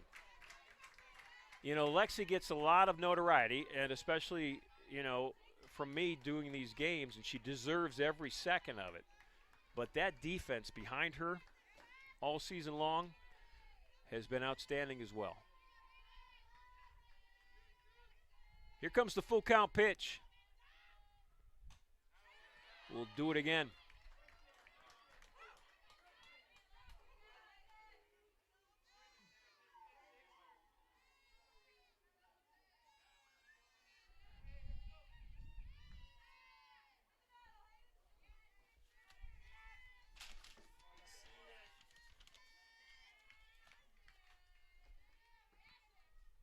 Miskey changeup, and that one's by Berry and by Potts and out to Stevie Rieger in left field. Nice piece of hitting. That time from Hayden Schutz. Now batting, number 3, Addie Menke. Top of the order, Addie Menke. Menke, the junior right fielder. She does not have an official at bat today. She's the ghost at the top of the lineup. She's there, but you can't see her. She's got 3 walks. And that's strike number 1. Well, the role of a leadoff hitter is to get on base, and Menke has done that today. She has been on base 3 times, but has yet to score. Coe has just not been able to string hits together against Miskey and against this super Spartan defense.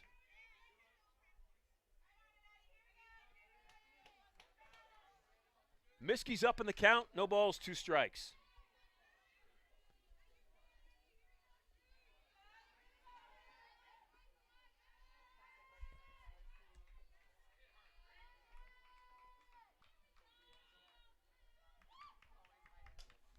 Little pop-up. Russo's got it. Bella under it. And that's the first out of the inning. So it's true now. Statistically, Addie Menke was at the softball game. She is officially in the books.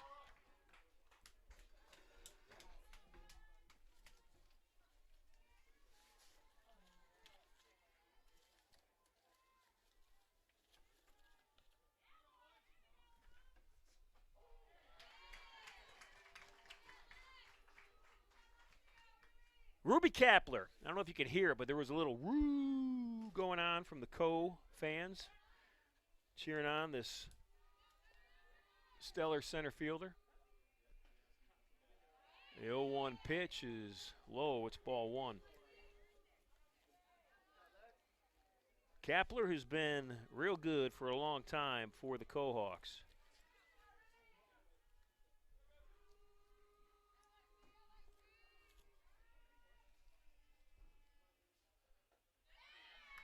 Counts now 2 balls and a strike.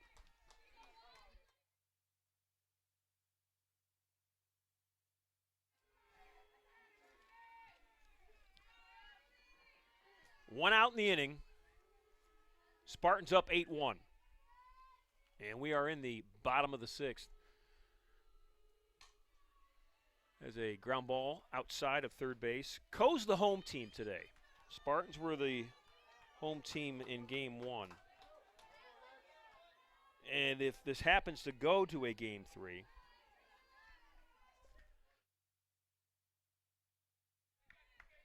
the Spartans would be the, no, there'd be a coin flip. There would be a coin flip.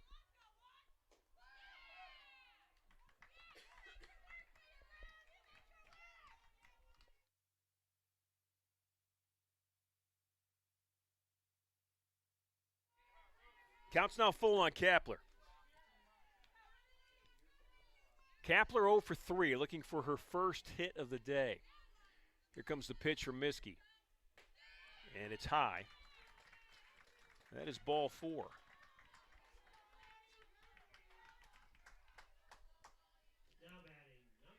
So a familiar scene for the Spartan defense and for the Co-offense. And that are Co-Hawks in scoring position.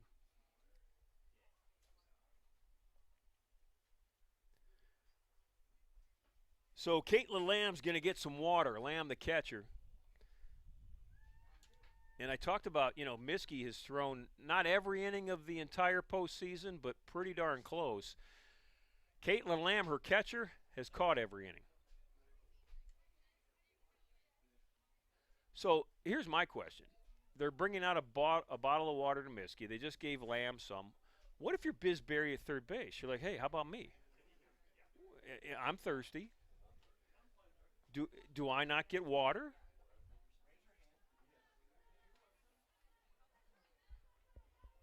Does Kai Gross want some water and she's refused it because she's not a pitcher or a catcher?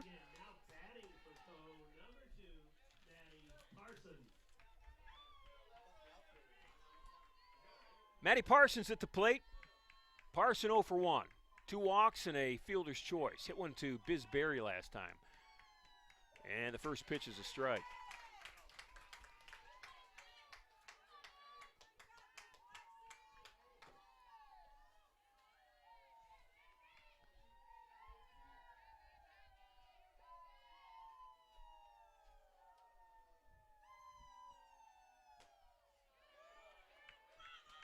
I'll give the Co-fans this right now. Down 7 runs in a deciding game for them. They are still happy and spirited and frankly entertaining. The 1-1 pitch. It's low for ball 2. Miskey wanted it.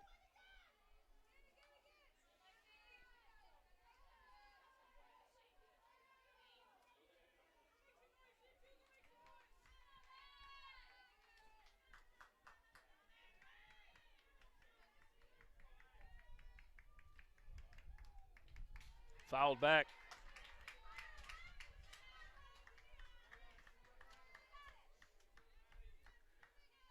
Stuckey, the cleanup hitter, is next. If you look at the top of this lineup, leadoff hitter Menke's 0 for 1 with 3 walks. Number 2 hitter Kapler, 0 for 3 with a walk. Parson, the number 3 hitter, just struck out looking. Parsons now 0 for 2 with 2 walks. And then you've got Stuckey, the cleanup hitter, who's 0 for 2 with a walk. So the first 4 hitters, typically, obviously, your best 4 hitters in your lineup, for Co today, do not have a hit. Collectively, the first 4 hitters in this lineup do not have a hit. So if you're superstitious, you're saying I just jinxed Lexi Miskey. And I'm superstitious. So I'll apologize right now to Miskey if Stuckey gets a base hit. But it's the fact. And if you're Co, that has really hurt today. That your top 4 is hitless.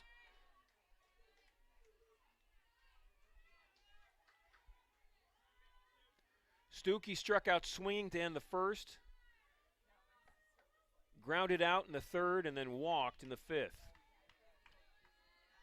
Fast Eddie, you said that Coe had left, is it 10 runners on base heading into this inning? And they've got 2 more on base right now.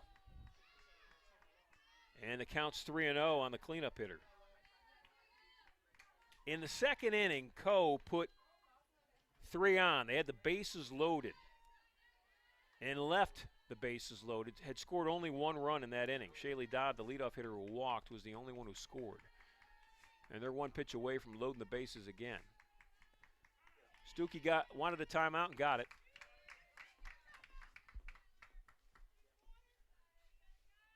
Todrick Davis is behind the plate. Crew chief. William Sementelli's along the first baseline. Actually, Williams standing in deep second base right now. And then Jason Booth along the third baseline. Those are your 3 umpires. Here's the 3-0 pitch from Miskey. And it's strike 1.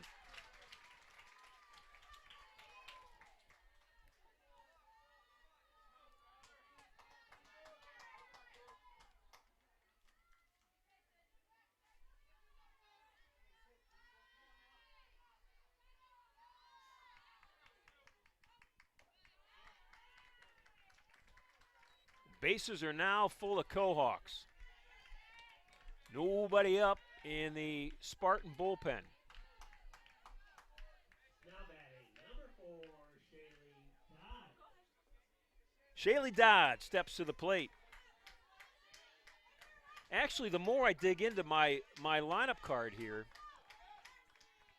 not only have the top 4 hitters not had a hit, number 5 and number 6 have not had hits either. The 5 hits have come from 7, 8, and 9 in this batting order.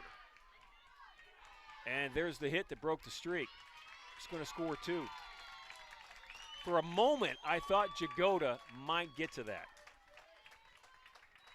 First pitch swinging was Dodd, and that single scores 2.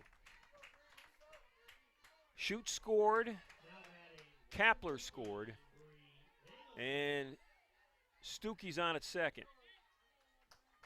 And luckily for the Spartans, they had a 7-run lead coming into this inning. But with that single that scored 2, it's now 8-3, and there's still 2 on for Coe. So that single by Dodd, let's count it up here. 0 for 1, 0 for 4. Well, let's just do at-bats. 4, 8, 12, 16. The top 5 hitters for Coe had gone hitless in 19 plate appearances before that single by Shaylee Dodd. Once again, now batting for Coe, number 13, Bree Mangelson. 2 outs. Stuckey's on at second, Dodd's at first after a 2-out, 2-run single. And here's the plate, the pitch to Mangelson.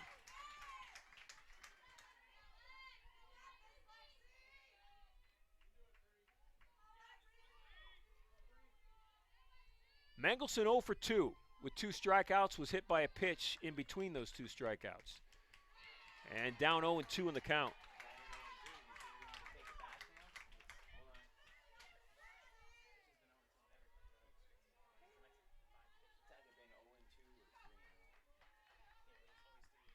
Miskey looking for her 8th strikeout.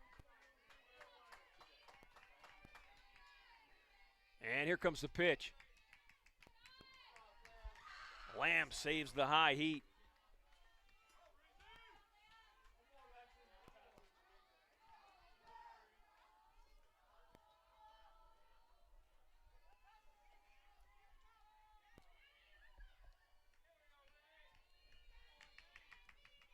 Changeup, and what a good one by Miskey.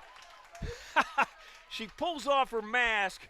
Her face is flush red because it's hot out there. Plus, she's working real hard. We head to the top of the 7th. Spartans up 5. It's 8-3.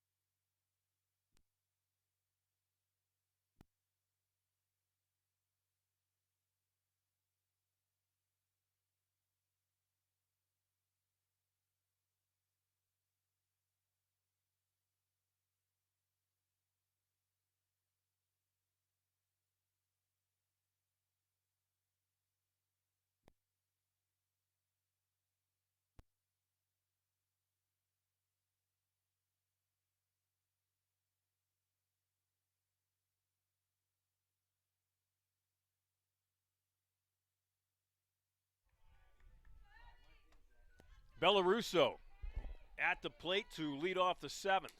Ground ball back to White in the circle, and that's the first out of the inning. Spartans are hoping that this is their last at bat, because if it indeed is their last at bat, that will mean that they had held Co in the bottom of the 7th and secured victory. Fly ball, center field, deep. Kapler's back at the track, and that's the second out of the inning.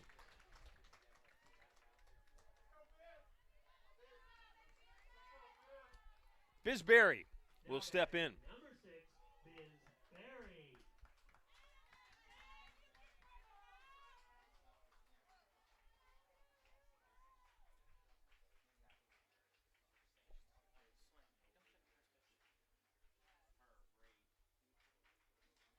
Coach Henry taking a moment to talk to her sophomore third baseman.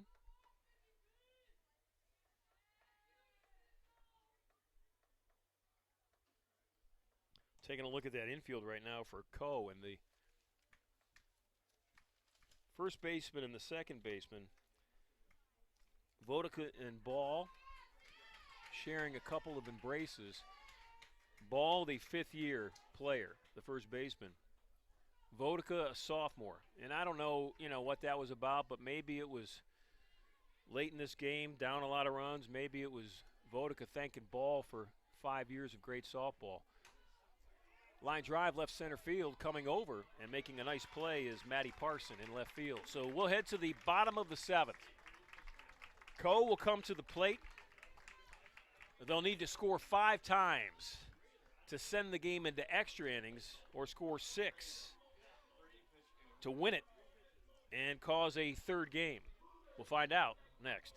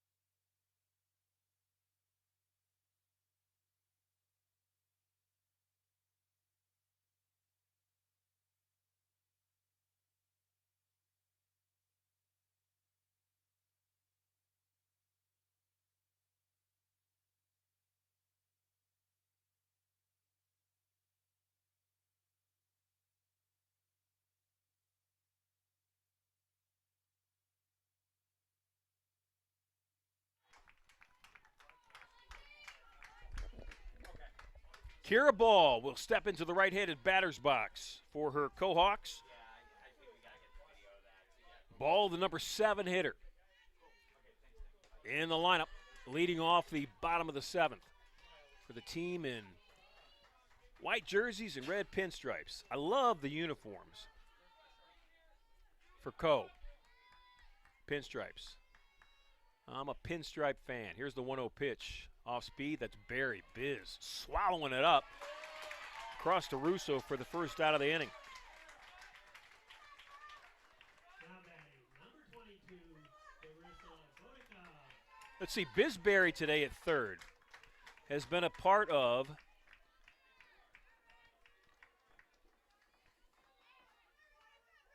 four plays. She's gotten a lot of action over there. Change up for strike one.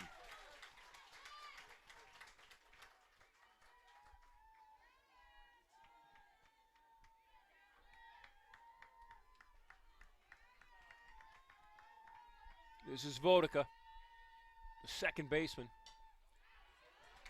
sophomore. As I said, Dreyfall, who started the game at shortstop in place of a fifth year, is a first-year player. Vodika's a sophomore. Mangelson's a senior. Everybody else fifth-year player. Ground ball, Barry. That was a tough one. Bounced off the heel of Biz's glove, and that will put Vodika on at first base. So that's an error on Barry. And Biz does not do that very often. How rare is that? Biz on the season has made only 4 errors, Now batting, number 6. and she's had 130 chances. So that's how rare that is.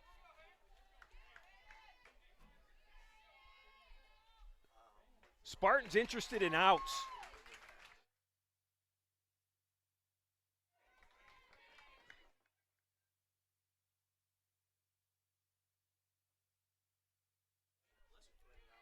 The runner on base means absolutely nothing. They are interested in getting outs. And Miskie's up in the count, no balls and 2 strikes. This is Hayden Schutz, and frankly, she's had a real nice afternoon. Schutz has got 2 hits. Schutz coming into today had only been up 17 times the entire season. And Schutz swinging and missing, and the crowd can sense it.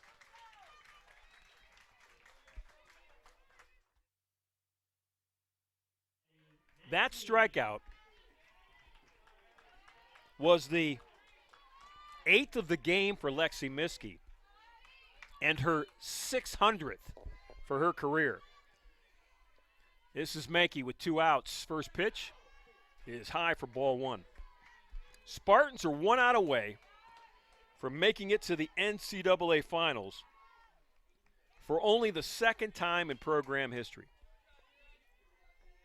Miskey looks in to her catcher Lamb, and here comes the 1-0 pitch. Popped up, fouled back over the backstop, press box, and maybe onto the street behind us. In 2018, the Spartans made it to the NCAA championships, the World Series, and they finished 5th that year out of the 8 teams that qualified for the World Series. Miskey's next pitch, it's a changeup, and it's a good one. Miskey and her teammates are 1 strike away from a trip back to the NCAA championships. Miskey adjusts that right elbow warmer. Has the ball in her right hand. Now it's in the glove. The wind, the kick, the fire. Strike 3! Lexi Miskey and the Case Western Reserve University Spartans are on their way to the NCAA championships with an 8-3 win over Co in the Super Regional. With today's victory, the Spartans advance to the NCAA championship finals next May 30th. Miskey with a strikeout to end it, and why not? The Spartans sweep the best of 3 Super Regional with 8-5 and 8-3 wins over the Co-Hawks of Co. And with the win, Case Western Reserve University wins their 40th game of the year. And that adds to their program record. The award ceremony is next. Joel Eckert on the field for Case Western Reserve. Joel, the Assistant Director of Facilities, getting the trophy table and the award table ready, along with Denny Griffin from the NCAA. A nice round of applause from everybody here at Mather Park right now, clapping for both teams, Co and Case Western. Co will finish their year 34-11.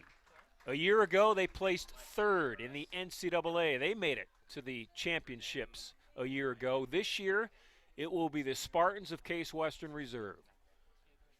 And they'll take a 40-7 record to Texas. We're going to go to the public address announcer, Otto Pennica, right now for the on-field award presentation.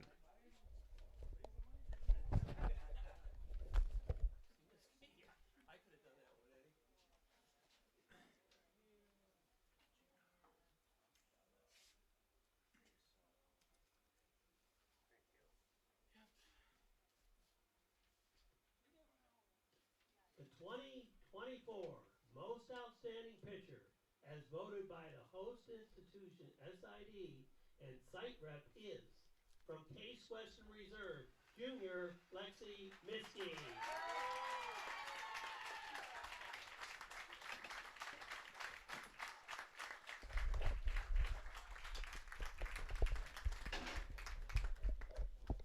And the 2024 Most Outstanding Player, as voted by the host institution, SID, and site rep is, from CWRU, Junior Bella Russo.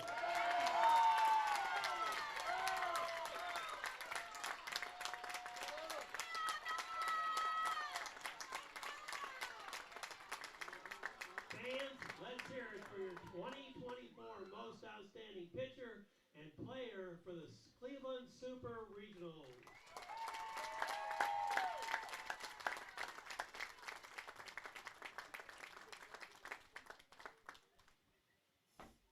Ladies and gentlemen, we'd now like to recognize the Cole College Cohort.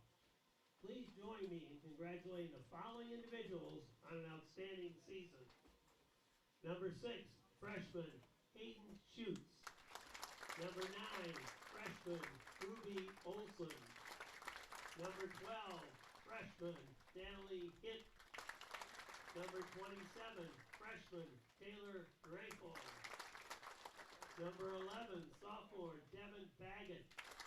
Number 14, sophomore Anna Bamlett. Number 21, sophomore Maggie Strupp.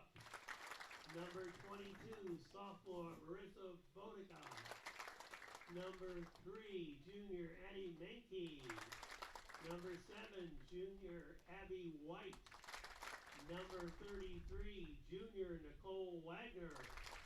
Number 1, senior Ruby Kapler. Number 2, senior Maddie Parsons. Number 4, senior Shaylee Dodge.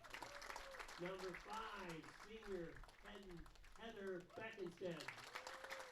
Number 10, senior Kira Ball. Number 13, senior Bree Mangelson. Number 16, senior Ellie Thoreau. And number 34, senior Skylar Suki. Congratulations to head coach Jake Kulbeck and assistant coaches Ashley Rush, Maddie Miller, Natalie Blank, and Kevin King. Congratulations to Co on a great season. Let's give all these outstanding student athletes, coaches, and staff a round of applause.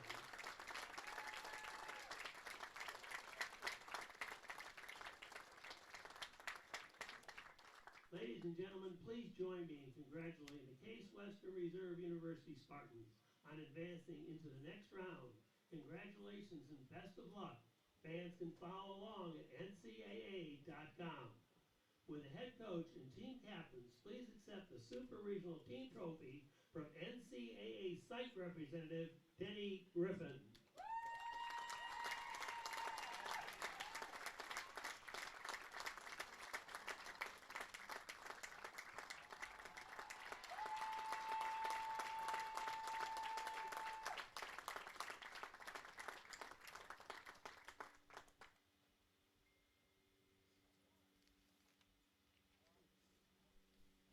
Congratulations again, and best of luck at the championship.